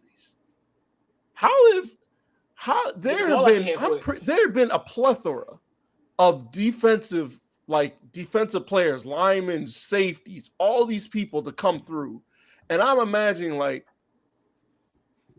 you should be retired by now. Not even in the sense that like his line's not good. Like, credit to his line, but like there have been a lot of defensive guys that come in and like cream quarterbacks. Yep. Like wipe them out. I think it's amazing because he doesn't hold on. He moves, like the way Tom Brady runs, it's like you're just asking for somebody to like. It's really bad because I'm hearing your voice as he's running right now. like between his runs and his throws and all your sound. Like the game against the Eagles, the Super Bowl against the Eagles, when they tried to do that special play that the Eagles ended up perfecting. Yep. I'm surprised, low-key amazed, like a defender didn't see like, oh, the quarterback's going out for a pass. Let me cover him and just take his head off. Yeah. Not literally, but like the same thing. The Giants ran the same play a few years later, and Daniel Jones got laid out. He held on to the ball, but he got laid out. Like Tom Brady, it's amazing how he's been able, since his injury, to avoid any possible injury. He's always in the right place at the right time, gets rid of the ball at the right time. Seldom do you see him get leveled. Like it's almost like what Michael Jordan was doing in the second Bulls run, to where you've mastered the game so much to where now it doesn't even seem like you're operating on a fair level, field. Because his first season in Tampa, and I tell people this all the time, like while the playoffs was unfolding, I'm like, yo, Tampa's going to win the Super Bowl because everybody else is just it's a domino effect of other teams screwing themselves. Washington could have won the game, but they turned the ball over twice. The Saints could have won the game, but these dudes turned the football over 4 times. Green Bay could have won the game. They turned the ball over on multiple occasions, and then LaFleur doesn't let Aaron Rodgers go for it on 4th. So then by the time they make it to the Super Bowl, all they need to do is just play one good game, and they played their best against Kansas City that had a depleted offensive line. It's like his entire career, the Falcons running the football 4 times after having a 25-point lead. Seattle, after a 5-yard gain from Marshawn Lynch. You're a Seattle fan. From Marshawn Lynch not giving the ball to Marshawn. The Eagles, you have an 8-minute drive. You're losing by 10 points. Why would you take your time? The Rams the first time. Marshall Faulk can't be stopped, but you make it the Kurt Warner show because you want to. We're the greatest show on turf. We're only going to throw the ball. When Belichick admitted we had no answer for Marshall Faulk. So I'm sitting here like, yo, everything that can go right for them and for him, it goes right. And I can't even hate on it because people screw themselves. It's like Belichick. He's that dude who's like a counter puncher. He just waits the entire time. He just wait on you to do something stupid. Oh, you did something stupid. I got you now. And him and Brady, it works, and it's rubbed off on Brady no matter wherever the hell Brady goes. Well, except for last year when the Rams, when Matt Stafford last year in that game against the Bucs, when he did that, I almost jumped through my roof. Oh yeah. I was bad. I hate the Rams, but well, of course you do. They had no answer for Cooper. In all honesty, I don't think anybody all season had an answer for Cooper Kupp. Because it's a damn slot. That's the problem. Because Wes Welker, he changed that position from the slot. And the issue is you have to bring in like a nickel corner to be able to guard from the slot. But the problem is if I'm running, it's what made Jason Witten's career. You know this, Isaac. You run that option route. Because Jason Witten probably got of his, 1,100 receptions or something like that? Hang on. Let me maybe like 800 is off of a 5-yard option or something. Cooper Kupp playing inside of the slot. It's either you're playing a safety that's playing 8 yards off, so I've got a free release. a linebacker that's not fast enough and has another responsibility if he has to guard me, or it's a corner who's in a is in a precarious situation because you've also got another corner on your outside and a linebacker on your inside. So playing from the slot is a complete cheat code. So it's incredibly hard to deal with somebody like Cooper Kupp who can run routes. He is a great route runner. Jason Witten has, as a Cowboy, has 1,152 receptions. Mm-hmm. Golly. He's the Cowboys' all-time leader in receptions and has the fourth most receptions in NFL history. Yep. 12,448 receiving yards. Mm-hmm. Yeah. Jamie, I'm holding that first comment for a moment. So hold tight on the first comment. But it is amazing to see how that slot has become such a big part of a lot of teams. And it feels like finding a legitimate slot corner is not easy. It's not. I think it's a tough position. Yeah. Because I think you're scouting. Oh, I'm sorry. Yeah, like corners, my bad. But I'll keep it short. But corners have to be the best athlete on the field. Yes. So if you're playing in the slot, you've got the outside corner, like a Jalen Ramsey.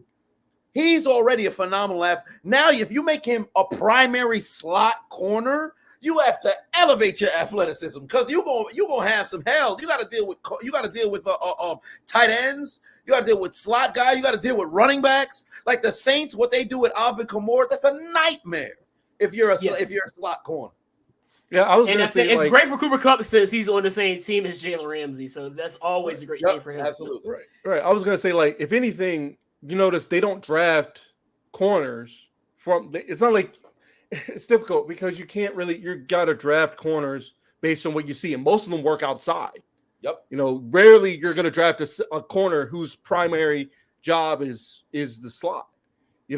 Wide receivers are different because you'll have some guys who primarily were amazing in the slot.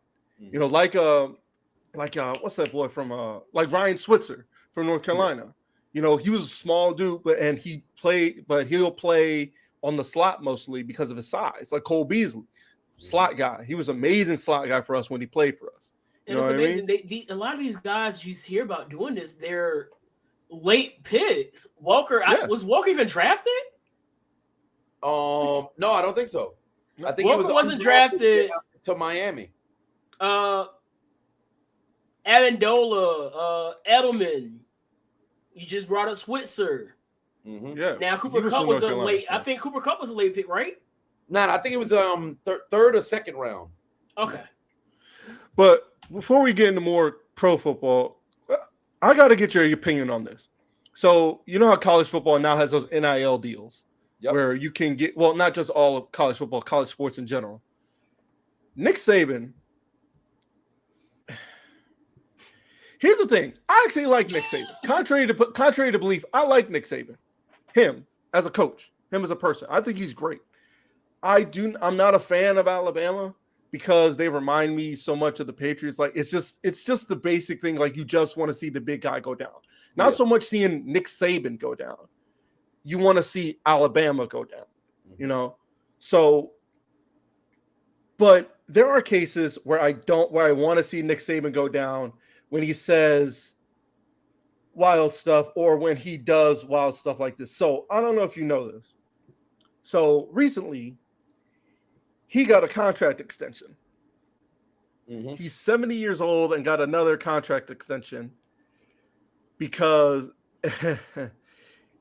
with this new contract, he got $93.6 million for a new 8-year deal. 8-year extension that will pay him through the 2029 season. And that means his contract, his base compensation is $305,000 each year over the contract.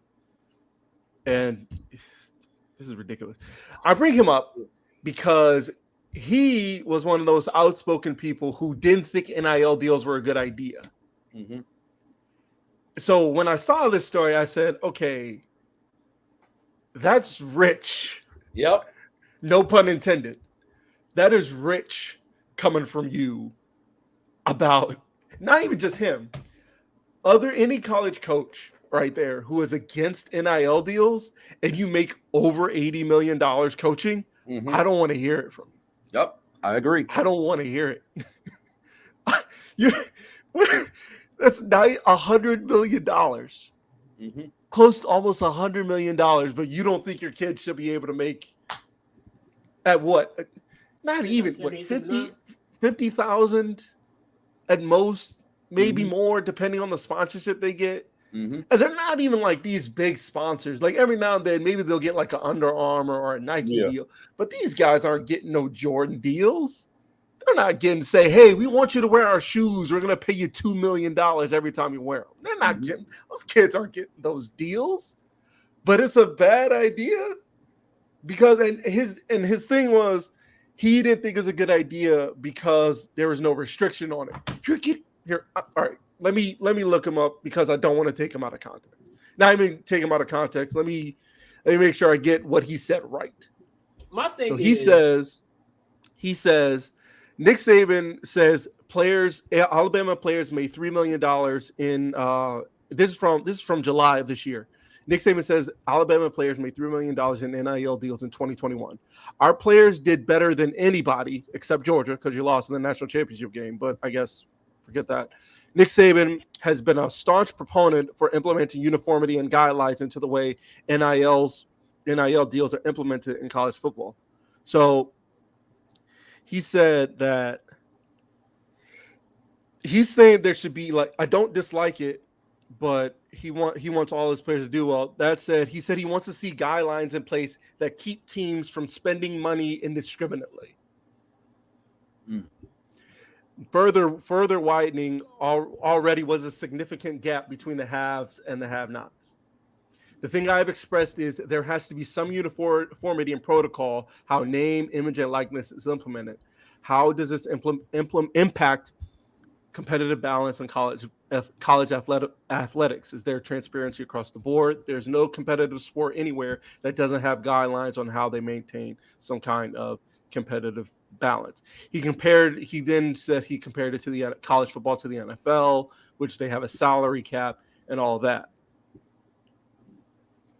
Now, so if that's the case, he also commented how he didn't think it was how NIL is used to directly entice high school players to join a program, which, you couldn't do that before. Yeah.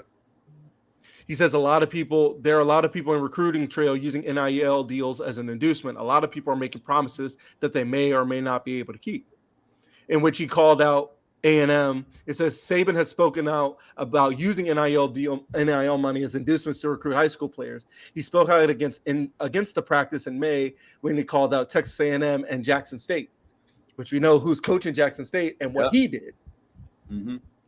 And the reason why he's came at Jackson State is because Deion Sanders essentially took that number one guy from him. Which back then, and I think the same way now, it's like you're Alabama. You are once again number one in the nation for some reason, even though you lost the national title game. So I don't know how that works. You are going to get the best players anyway. Or even if they're not the best players, they're going to come to your team and somehow be stars. Because I didn't even know Jonathan Allen and Deron Payne existed until they were blowing through college football lines like it was going out of style. I didn't know who Bryce Young was until I saw him. They got in a fight on the sideline, or that. Yeah. Lucky that right hand didn't connect. Payne would have been in pain. He would have. Oh. To be fair, we were killing them that game, bro. It was bad. They were getting cooked. I'd be mad too, but you don't swing on your boy like that. The only thing that threw me off about the whole situation was obviously, as friends, and when you're good friends, tensions will happen. But to go to a physical point at that, like, there gotta be a point where y'all go to each other like, fam, yo, we wildin', we really like. They didn't reconcile at all. Like, it didn't happen. That's why Payne's off the team, I believe. Like that was weird. Yeah, well, I mean, at that point, that's very weird.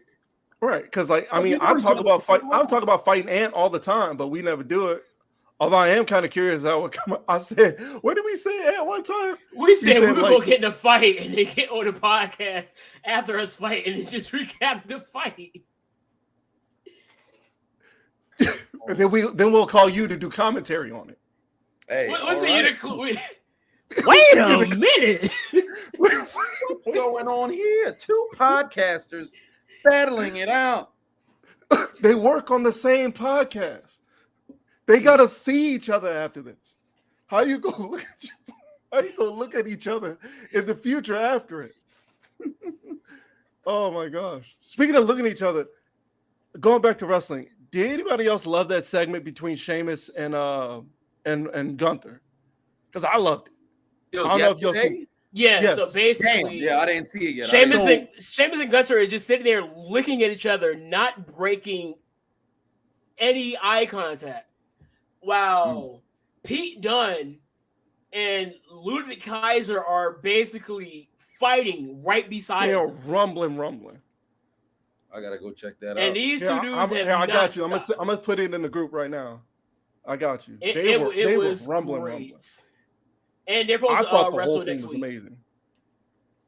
I Pete gotta Dunne So, and Ludwig are wrestling Friday, so Yeah. that should be quite the entertainment. Jamie was one of those unfortunate people that had to watch the Panthers game yesterday instead of watching SmackDown. Oh man. Nobody cares about the preseason. Put that mess off of here. Yeah, Nobody does. what's Twitter calling it? The Battle of the Mid is what the preseason The is. battle of the mid. Of the mid. I know I'm using Pete Dunne right now, but I know he's Butch as of now. Oh wait, let me correct myself on Deron Payne. I think he was supposed to get suspended from the team, but then they didn't. I think it was something that they did in practice to where he kind of had time off in practice. They exercised his option. He will be back on the Commanders this year. I figured because at first they were talking about possibly getting rid of him, so maybe they did mess around and reconcile. So I had to correct myself. I had to look into. How do you feel about the name anyway? The Commanders. I'm not a fan of it. I think they should have still rolled with Redskins only because it seemed like the people who were offended by it weren't actually native. So because that was the case, kind of threw it off because they did a poll of the native. The natives said they don't care. But whatever the case is, if you want to change it, go with it. But I think it'll take some time for the name to really sit there. But then when it ultimately, after about 5 years, I'll be comfortable with it. But it's Redskin is stuck in my head. So until it gets like erased, then you move forward. Like still players, when they talk about like Devontae Adams was just on the pivot. And then he was talking about his catching. I think it was like one of his first touchdowns when he got hurt, something like that. And he said Redskins himself. Like it's hard to get that out of your head. It's the history of the team. So hey, look, I was watching the Monday Night Football game. We played against the football team at that time, and they beat us. And it's like the Redskins beat the Seahawks. I was like, wait. But on this comment, shout out to Allen Iverson. He had his high school jersey retired yesterday. Even though he lost, even though his football team lost. But shout out to AI on that. I was supposed to go to that game last night. Let's go. I was about to ask you if you went. Apparently you didn't.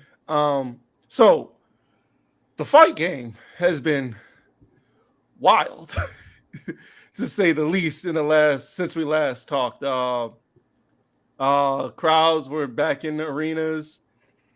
Kamaru Usman is no longer champion. But we're gonna go in order. So you did the video on Usman and Masvidal. Yep. I remember watching that. I think Anthony, didn't we watch that together? Usman and Masvidal.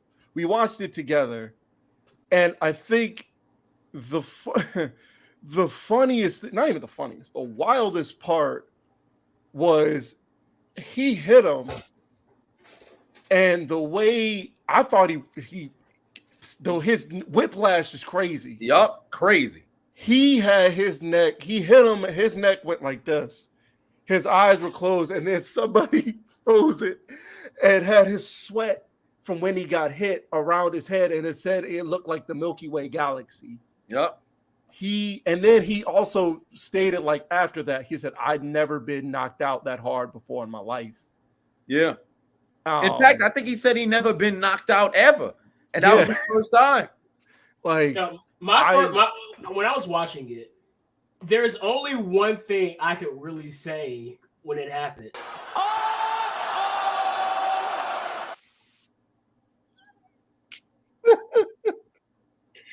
Should I give him the back? Should I give him the back story of that? I forgot you had that. Actually, there for that moment. Yes, we were.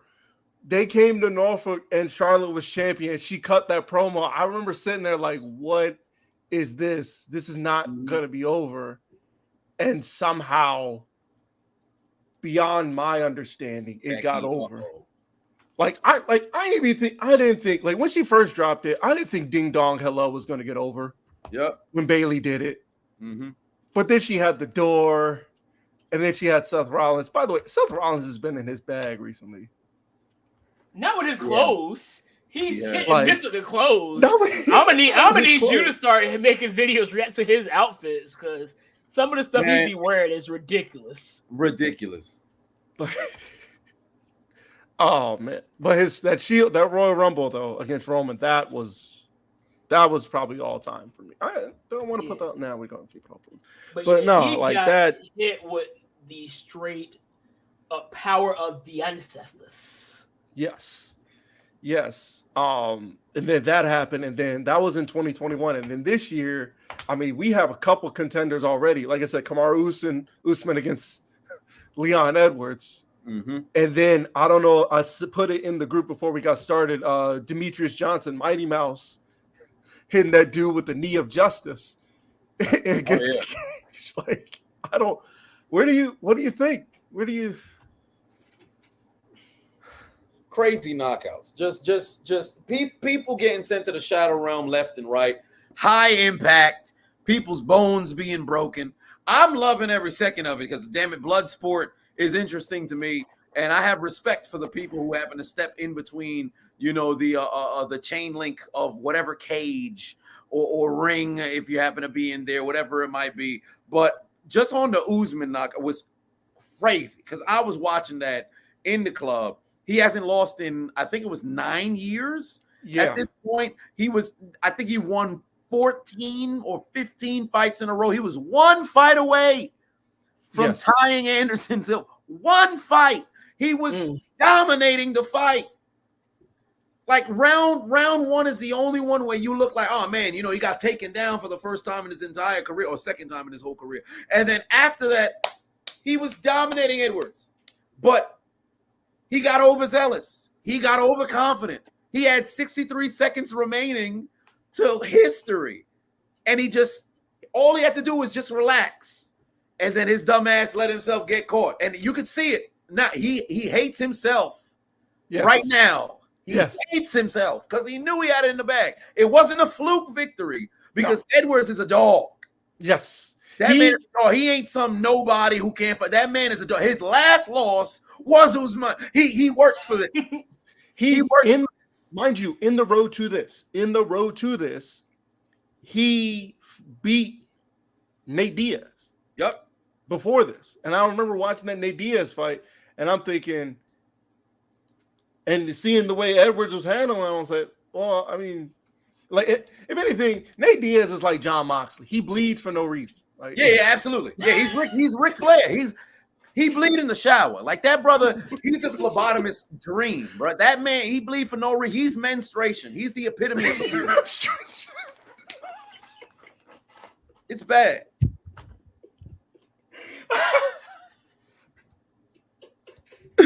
No. I wasn't ready. Oh my gosh. Shout out to Nate Diaz though.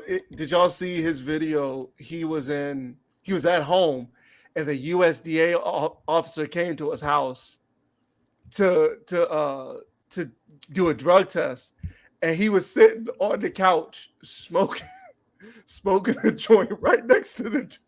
Wow. That is crazy. He's a different kind of dude. No, but in all seriousness, he's probably going to get dealt with by Chimaev. Chimaev is. I've seen Chimaev in action. He's something different. Khamzat Chimaev. He is not. I think he's in that. I don't know. He's Swedish, but I think he does train like in that realm with Nurmagomedov. I know he's been around him, I think. I'm not sure. But he's not a wrestler like Nurmagomedov. He's this dude is a killer. He is out there to make, like you say, send people to the shadow realm. Yeah. I don't know if that's going to happen in Nate Diaz, but Chechnya. So yeah, I don't know if that's going to happen in Nate Diaz, but I'd be lying if I said I'm not intrigued. I'm very intrigued to see how that turns out. I really am. Definitely. But you've been doing so along with your videos of your football commentaries and you've done. I know you did the Hawk commentary, whose name Julius Jackson, right? Yeah, Julian Jackson. Yeah, and you did that Mike Tyson one. I'm actually looking forward to more of those. Yeah, honestly, I know you did Mickey Ward and Arturo Gatti. Their collegiate fights. I really enjoyed that. Yeah, I'm gonna be doing Roy Jones. Yes.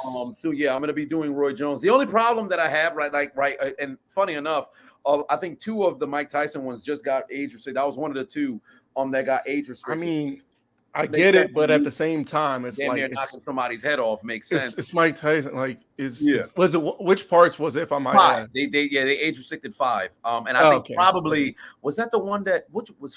No, 5 was after he the second rematch with Holyfield. So I think that was okay. Because I'm about to say if it was like the first 3, if it was any of the first 3, I'd be like, I mean, I can kind of get that. He was getting in there and like saying, yeah, he was saying some wild stuff back then. Yeah. So the only problem that I have with like the covering of everything is, of course, my battles with copyright and everything, because I really wanted to do Floyd, but it's difficult. Oh, funny enough, I did Don Fry. I did that. If you search the most brutal fight in MMA history, it should pop up. I think it's got like 700,000 views. So I definitely I'm gonna hook you up. The fun fact about that video, along with people telling me to watch it, that video is what put me on to JoJo's Bizarre Adventure. Oh, really? Wow, that's yes, because you had that part where it says, "But wait a minute, Dio, hit stop time right quick," and then he did it, and I'm like, and then you proceeded to go in on Don Frost. And you know what's hilarious? I have never seen a single episode of JoJo Bizarre's Adventure. Not a single episode. It's you got me watching what? I have all of the memes. I've never watched a single episode because I think I was on Twitter and somebody had responded to something and oh no! So I'm like, what the hell is that? So I went to YouTube and I typed in JoJo Bizarre Adventure, and the first video that popped up was like a compilation of every single Nani inside of the show. So I'm like, all right. I downloaded all of that, and then that Joseph Joestar, that older dude, he had all of the sound bites. So I'm like, I'm gonna download this too. I still till this day never watched a single episode. I have to. I have it in my. It's right next to Hunter x Hunter, Bleach, a couple of other things that I have to watch that I've never watched. I just want to let you know why. Anime fans will probably attack you for saying Hunter x Hunter. Oh well, it is what it is. Come for me. I'll make my location public. That is what it's so funny because that is the way I feel about One Piece. Like, first of all, One Piece is way too long. Yeah, it was way too long. But I love the memes of it because 2 things from One Piece that you will frequently post, you haven't done in a while, but you'll frequently post, have me dying. It's the one of Doflamingo when he's laughing. Oh yeah, that cracks me up for some reason. And then the dude hitting the elbow. Oh yeah, the shockwave elbow. Yeah. Elbow. Elbow.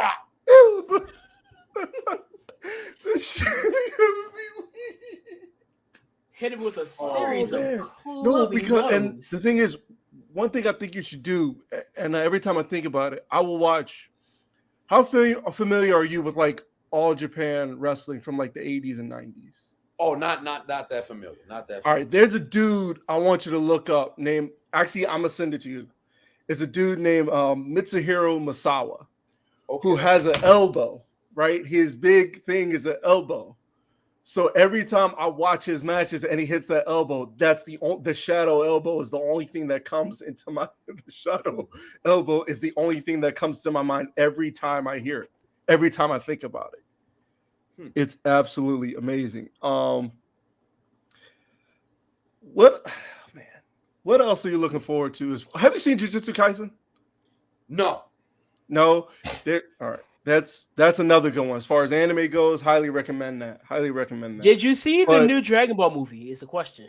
No, I have. I was actually gonna go in theaters 2 days ago, but I had something that came up. I was pondering whether I should go today, but I had a video idea that I'm probably gonna record after I get done with this. So maybe tomorrow I'm gonna go to the theaters to go watch the Dragon Ball movie, because for one, I have to see it in theaters. I've seen the last two in theaters. So I want to go before it ends up getting spoiled for me. I think we're going to be doing a lot of talking about that next week. I got one of my friends from college coming on, and he's a huge Gohan hater. Oh boy! All right. So we are going to be debating that. Do you? So, the other thing I want to ask, as far as compilation videos go, these videos from Russia. No, because a lot of, I don't know if you've been watching a lot of his content, Ant, like I have. Yeah.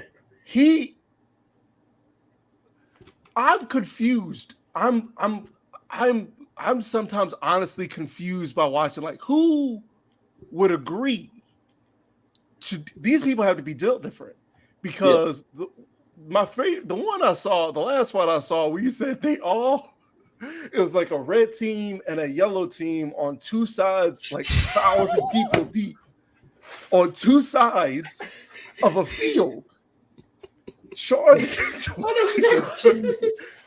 And start fighting, and I'm like, man, I did a video on them with the 600 versus 600 damn Russians. I don't know what's going on the eastern side of the world, man. They weird. Why do they love violence so much? It's entertaining.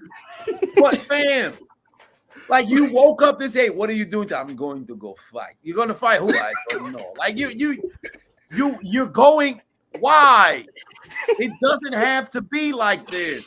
It was that, and then you showed me. You said you did one on basketball, where it's like MMA and basketball, which I was like, how does it? What is? Like, you can play basketball. It's like you're playing basketball, but halfway through it, if you want to, you could just turn it into UFC. Like, what?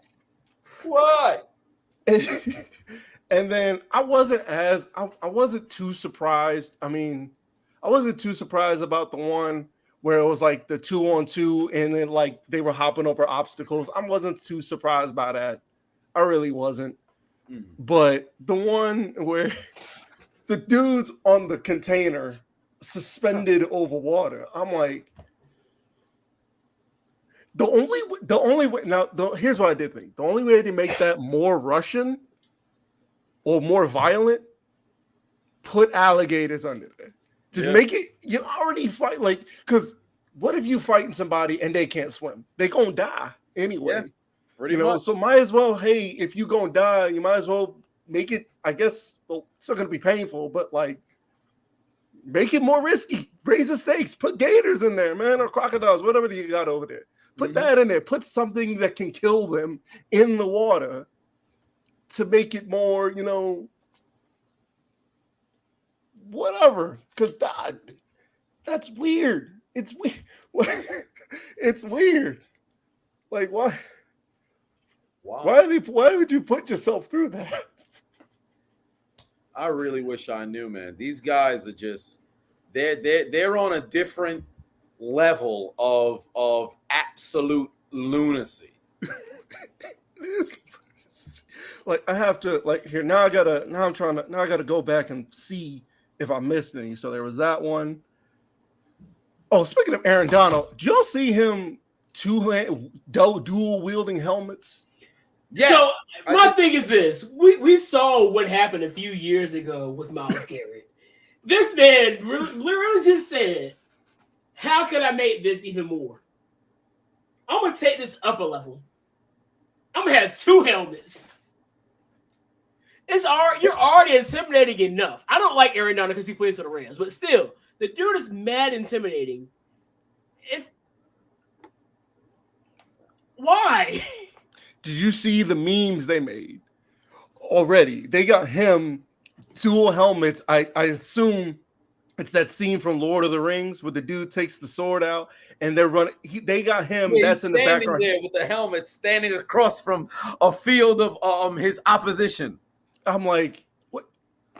Like he did, and then I'm like, I saw the other video of him with the dude, his hand on the dude's neck. Like, I can't.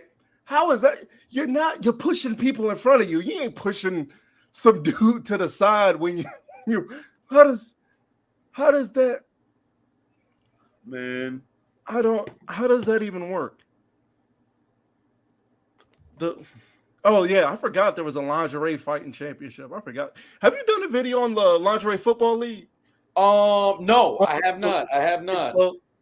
It's the Legends Football League now, but we all know what it is. Yeah, I'll probably have to. I did the lingerie fighting championship. I'll have to do a video on the lingerie football league. It's just I want to find a compilation that has like for what the biggest hits. I think if I do the biggest hits and then build from there, I can. Because every time I'm trying to make like these compilation videos, I never want just low-hanging fruit that exists. I want to find something that you can gradually build while I'm doing the commentary. So like the next clip gets more insane than the next, and then there's a funny thing that doesn't make any sense, and then ultimately at the end it's some whoa kind of situation. So I'm just trying to find the right amount of highlights. The only downside is I have to pretty much go through like 50 different highlights. Some of them are repetitive, and try to cherry pick out of every single one and then put them together.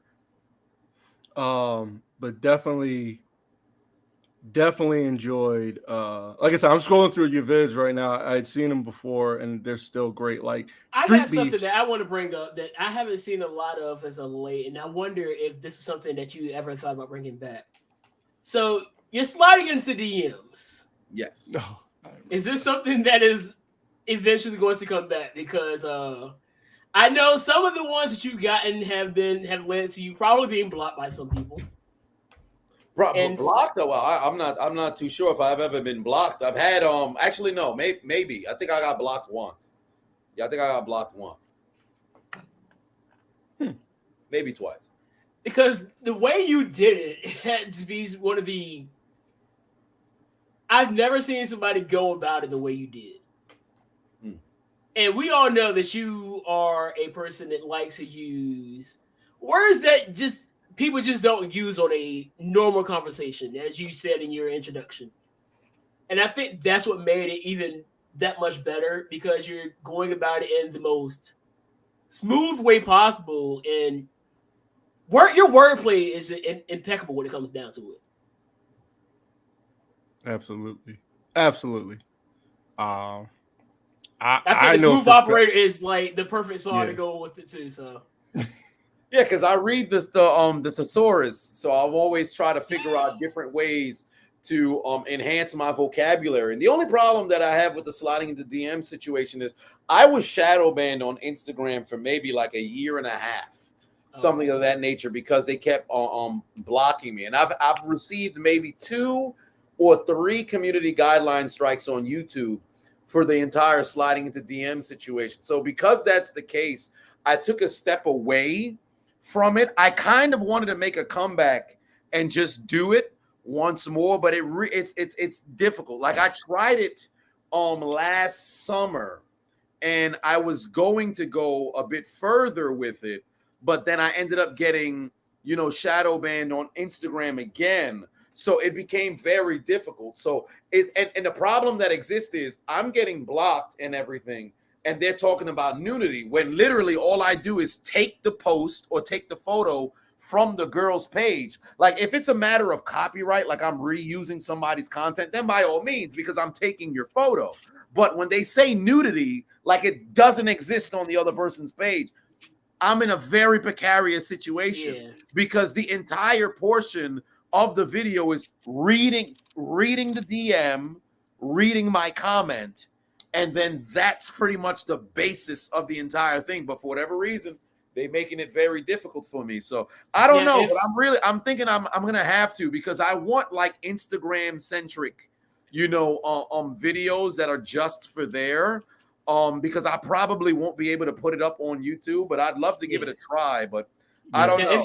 If your hub page were not taken, would this be something that would be a good exclusive? No, because that's crazy. When you told you got banned from the hub, I'm like, of all the things that go down on that site. Yep.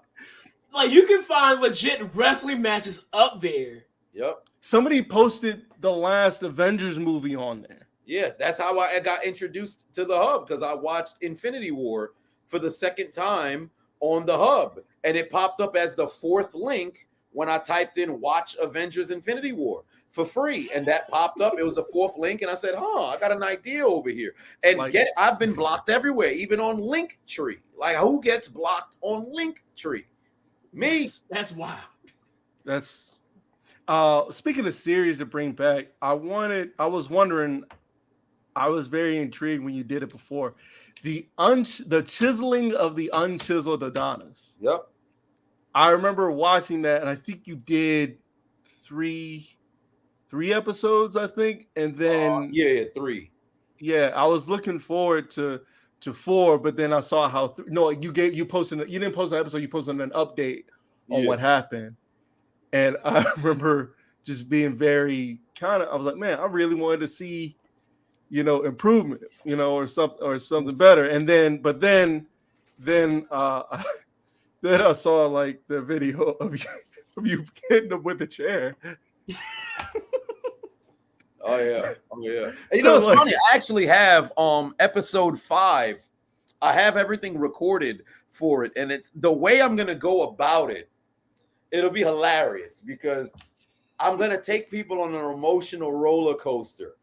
It's gonna be hilarious, man. And he's gonna hate me for it, but it is what it is. But so there will be an episode 5. 6, I don't know, but there will be a 5. Awesome. I'm looking forward to it. I just know I've been looking forward to that series, because I know it was like, because from the other episodes, it was like you really were set on doing so. It was like the first video I'd seen of yours that, there were some funny bits in it, I ain't gonna lie, but it was like you were like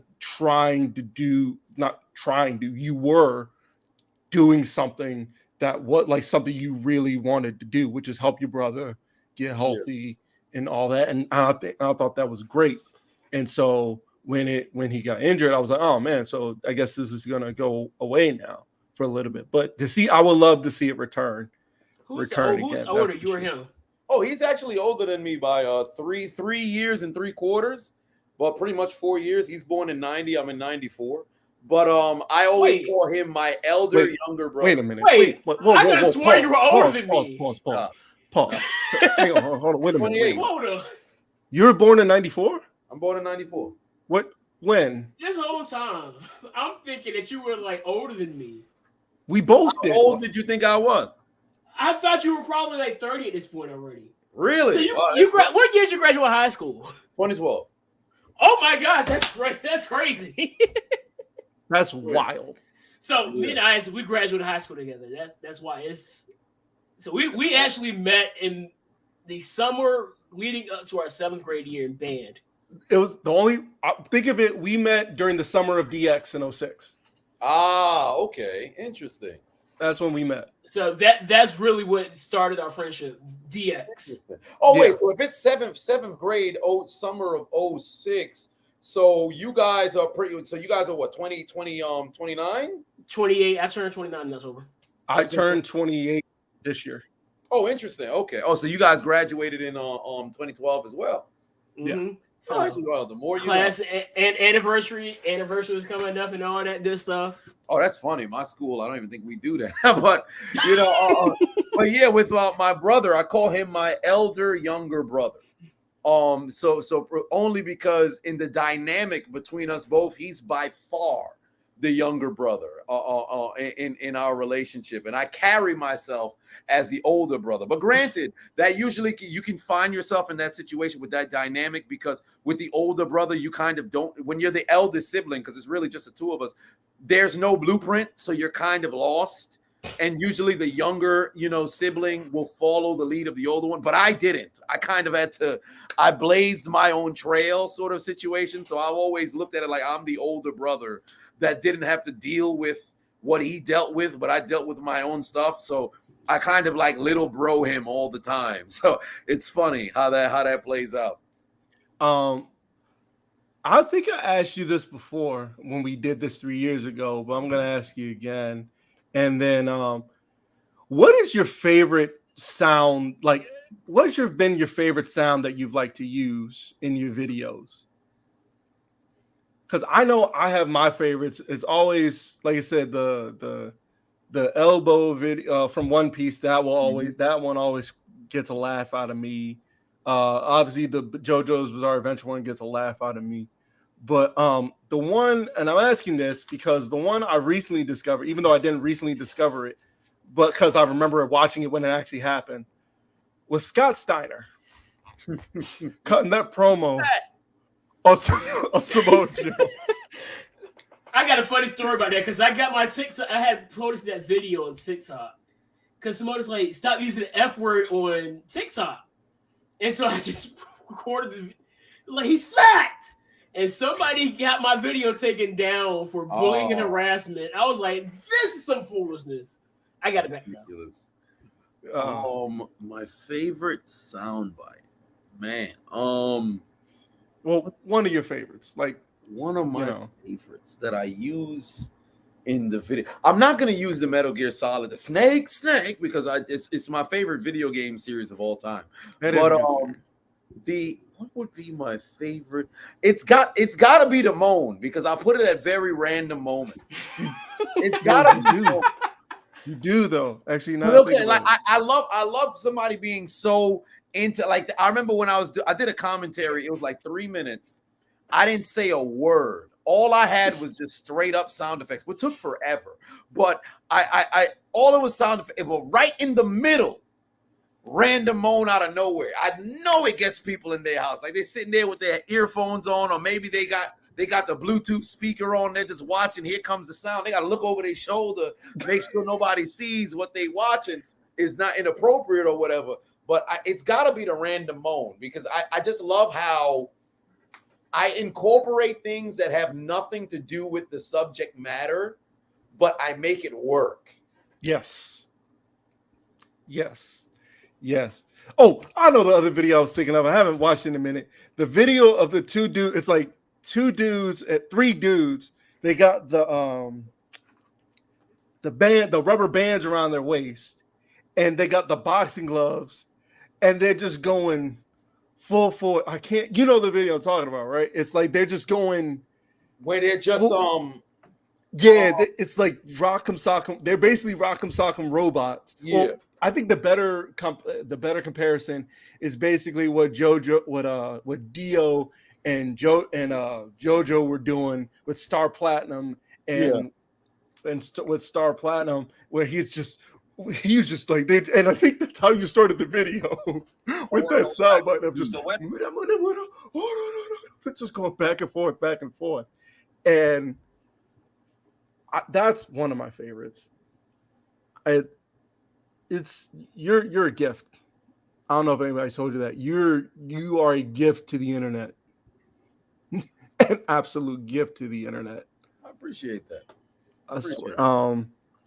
So one thing I wanted to bring this up earlier, but we didn't do it. You mentioned how Chris Benoit is one of your favorites because he's great. He was a great technical wrestler, but also because you use him in a lot of your videos. When you say Chris. Yep. That's always me too. But recently, did you see the situation with Jordan Grace? And yes, when they said when they didn't like the fact that he was being mentioned with the wrestlers of today or something, like he wouldn't be able to keep up or something like that. Right. She said that that she didn't believe that he would be able to compete in this day and age, which is debatable, which you can debate that, whatever. But she ended up having to recant it because the entire, well, then it was also that, and she mentioned that about what he did, which, you know, you can't really, there's no defending that. You can't defend that whatsoever. Yeah. But my thing was, she should have stood by, not she should have, I'm not going to tell somebody what they should or shouldn't do. I think she should have, I think her opinion was valid, is guess what I'm trying to say. Like, I feel like you could have that say, because, I mean, I'm not going to lie, I think she's right in a sense. No, you know, she's not, I'm not going to say she's wrong. You know, I think, but, and honestly, if I'm looking at it now, I'm looking at the mass amount of wrestlers who wrestle that style and have taken it, maybe even wrestled the same way or have improved it to a way we've never seen it before, like Jonathan Gresham has, like Lee Moriarty has, like Bryan Danielson has. You know what I mean? To see them do it that way, and then I'm thinking, you know, she's right, you know, but then to hear her recant on that is can't really hold her for recanting. But I just want to know, where did you stand on? Do you think that, where did you think you would stand on that? Do you think he would hang today? He would be able to go today? I think he would be able to, because when we're talking about greatest technical wrestlers of all time, he is with Bret Hart, Kurt Angle, Bryan Danielson, all those guys, and his style. Like, because when you really take into account the different sort of styles in technical wrestling, like Bret was such a technician, and everything was fluid. Kurt Angle, he was a technician, and he also had the athleticism that was there. Chris Benoit had the intensity. So with his ability in the ring, the only way that I don't see it being able to work is nowadays, and it's always been like this, but it's on a larger scale now. You can be the best in-ring worker, but if you can't speak on the mic, if you can't captivate people with your words, it's over. Like, Lance Storm was great in the ring, but his in-ring work wasn't so amazing that it got all of your attention, just like Dean Malenko.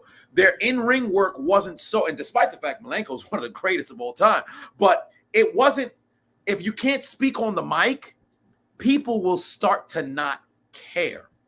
Yep. So with Benoit, although he was sensational in the ring, his mic work wasn't really the best. But I think with what she had to say, she contextualized it with the in-ring work. And I think that's where she was out of line.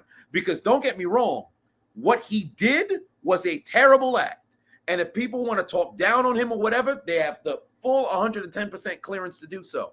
But that doesn't disregard what he did in the ring. It's just like O.J. Simpson. Is the man a murderer? Absolutely. Does that mean he can't run a football? Absolutely not. So just because somebody did bad things doesn't take away from how talented they were. R. Kelly can sing with the best of them. Does that change that he's a shit human being? Not at all. So, you know, that's one of the things that kind of threw me off about it. And in this generation, the only thing is, I always say this about when you compare generation to generation, is Benoit would improve as well with the times. Because whenever you look at people who are the greats, they always make adjustments. It's one of the things that make Chris Jericho so damn good, to where he's been able to be like a chameleon and reinvent himself through 4 decades. And he's been able to do it. So those who have been able to make it to the top in whatever sort of spectrum that they exist in any profession, they'll find a way to make it work. It's yeah, that's what I'm saying. My thing about the whole thing was, like, I didn't think, like I said, I could honestly, I could go either way. I'm not gonna lie, I could go either way. You know, like, I could think he could. I'd have to see it. If anything, I'd have to see it. Well, fortunately, we can't for obvious reasons, but still, you know what I mean. Like, I have to see a match. Like, for example, if you were to tell me, like, that's why I think I kind of lean more towards Kurt Angle or like for example, like Shawn Michaels is my favorite wrestler of all time. That's Right. not going to change. It's like Shawn Michaels, and then right under there's Kota Ibushi. I love Kota Ibushi. God, I love Kota Ibushi.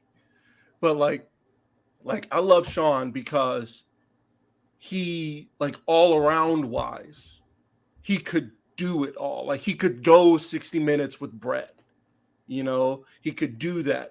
He could, you know, have a fight with Diesel in a, you know, he could do that. He could freaking, you know, outlast anybody. You know, he could throw down technically if he needed to against Kurt Angle, like he did in those 3 phenomenal matches they had in 2005. Yep. You know what I mean? He could do all that. No, he was all that. I mean, Kota versus Shawn, I don't know. Would I take Ibushi over Shawn? Would I take Kota Ibushi over Shawn Michaels? I wouldn't. That's just me. You wouldn't take Kota Ibushi over Shawn Michaels? Personally, no. Well, I know why. No, you have a bias. You have a bias because I don't have a bias. Like. Yes, you do. You say all the time you don't like him because honestly, I wasn't thinking about the blow up doll until you brought him up. Oh, wow. Forgot all about that. Good Lord, man. Even though I did see a compilation of Kenny Omega matches where he was broom doing finger bangs up bums and wrestling dolls and all this other stuff. But I'm saying that's the thing. DDT that is the thing that people always say about him. Oh, it's like, I don't like Kota because he had that one match. Have you seen the rest of them? No, but you know, I like Kota. No, I'm not saying. I'm just not taking over Shawn. I'm not saying you. I'm talking about everybody else. Like a lot of people, like, oh great, now I'm on my Kota soapbox. A lot of people don't like this dude because he had that one match. You know, because he did like a whole bunch of other comedy stuff. Like he wrestled Air Generico in a canoe, which is weird, but I mean, whatever. See, he did. Like, you know, and granted, there was also that other time he was in the UK and he shot fireworks off himself. Fight? All right, this man is wild. So this man was out. So basically, what you're trying to tell me is. Was it I Show Speed? He also. I Show Speed was trying to be Kota Ibushi. Yeah, maybe. Actually, I think you're probably gonna enjoy this. So you know how like when wrestlers land on their neck, it obviously is painful. Yeah. So this dude, and I've read this in multiple articles and interviews, he practices landing on his neck. To like, so when he does take bumps like that, it can absorb it and make it look that much. Hence crazy. Why when he fought the blow up doll, he was taking such hard bumps. I just makes sense. Yeah, I'd rather watch the Invisible Man versus Invisible Stand though. But that's just Have you seen that one? I have not, but I thought I see the thumbnail. I feel like Chiseled Adonis watching that and doing like a reaction to that would be ridiculous. Oh. No, there was one where so in I think it was Pro Wrestling Revolver. They had a tent, like this dude named Man Scout Manning, right? Mm-hmm. Has a tent, and I guess somebody had a match against the tent. Like against the tent itself. What? And what's going on Twitter, it was like the tent is a bad worker because it doesn't sell for anybody. Good Lord, man. This IWC is going crazy, man. No, it's not the IWC,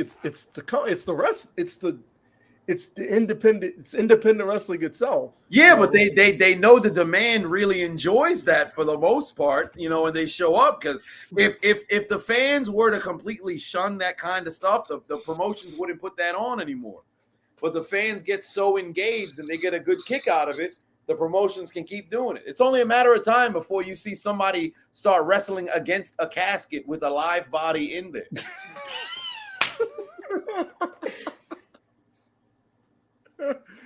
It's a casket match, but it's the other way around. Right? That match was intense.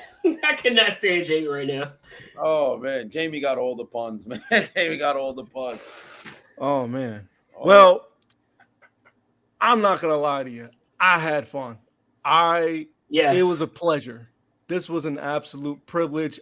I mean, if you and look I didn't throw the bag this time. Yes, I'd say we fit our hashtag great today, hashtag redemption, because this is 3 years coming and we made it work. We made it work. And man, I thank you. Thank you, brother. I gotta be honest with you. This is great. I'm glad you were able to come on with us, take time out of your busy schedule to do this. Where can they find you at? Well, you can find me on YouTube, Instagram, Twitter, always posting an inappropriate photo, or I should say video. I'm all over social media for the time being. At Chiseled Adonis. And go over, get yourself a laugh, tell somebody, tell a friend, and tell a friend, to tell a friend, and tell a friend about the channel. Make sure you go ahead and subscribe. We're on the road to 1 million. So help us, guys. I found the match. Man Scout versus Tent. Oh Lord, I know what I'm watching when I get off of this. It's a real thing. It was at the Wrestling Revolver. It's a real thing. I need to see this one because I'm going to put it in the group we're in. I can't believe this is. I can't believe. Oh, and by the way, before we close it out, Jamie wants you to answer this question, Isaac. Where's the name at? Oh, it's at the top. Hang on. Where's?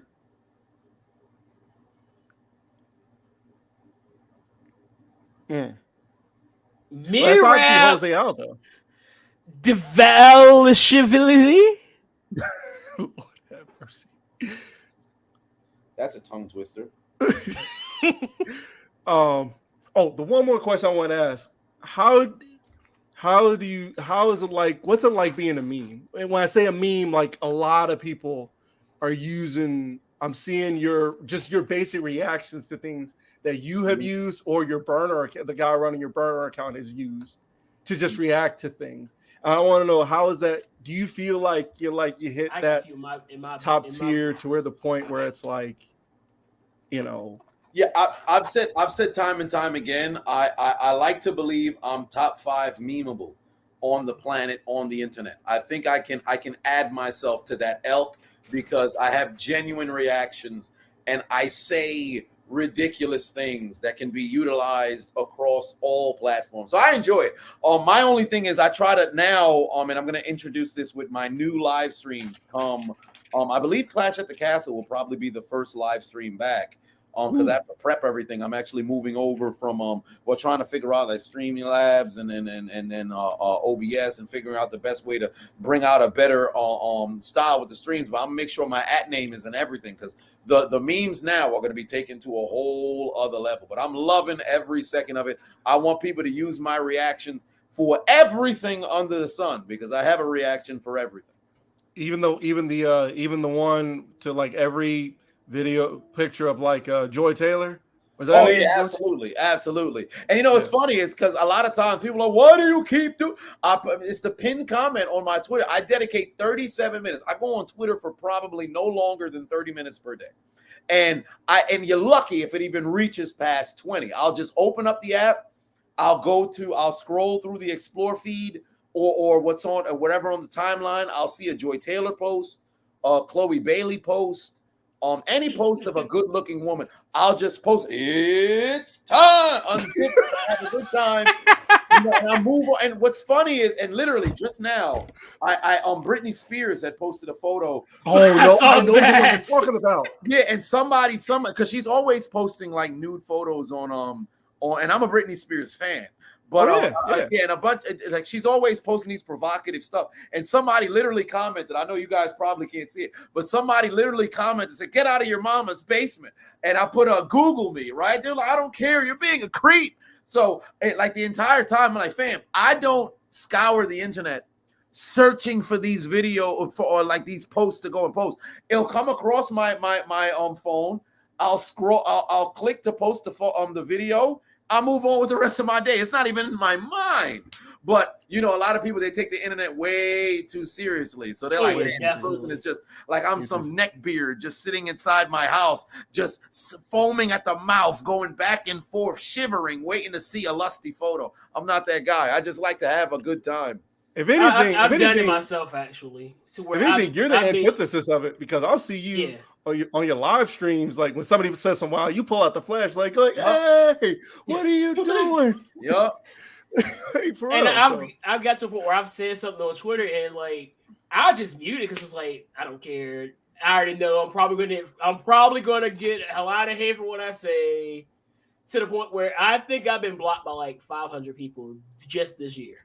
Yeah, I don't even know if I've ever been blocked by somebody. I don't really care to get blocked by somebody or whatever, because when I got on social media, and I'll leave you with this. When I got on social media, I already had an idea of how I wanted to go about social media when I first got on, because I know who I was. So when people give me compliments, when people really enjoy the content, don't get me wrong, I 110% appreciate everything.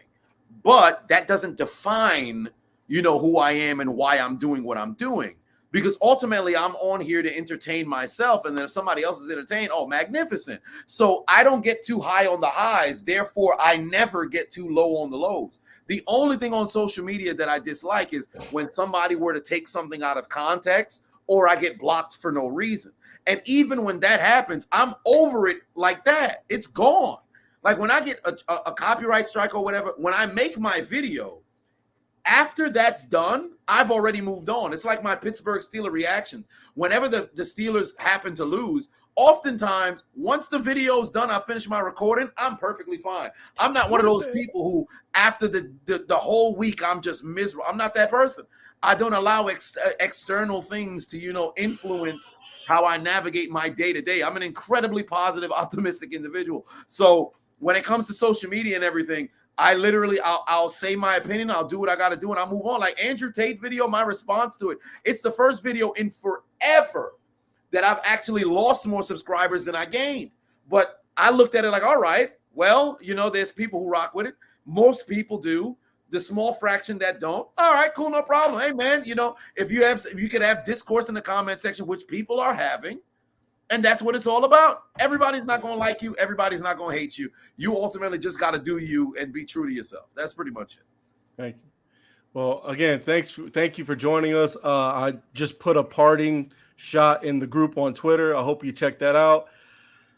It's probably, speaking of genuine reactions, after you read that, you're probably going to have a genuine reaction, because I can't believe what I just watched. Anyway, did you? What? Yeah. You know what that means. Yeah. So with that being said, ladies and gentlemen, we're going to get up out of here. I am quite hungry. I got some wings I got to cook up myself. No. So with that being said, peace, love, and Pop-Tarts. And always remember to drink your water every single day. Mind your business. And we'll see y'all on the other side. Sliding it like a wet flow. Already fried from the get-go. Alligators look like gecko. Everything I do, they echo. Big facts, my bank on.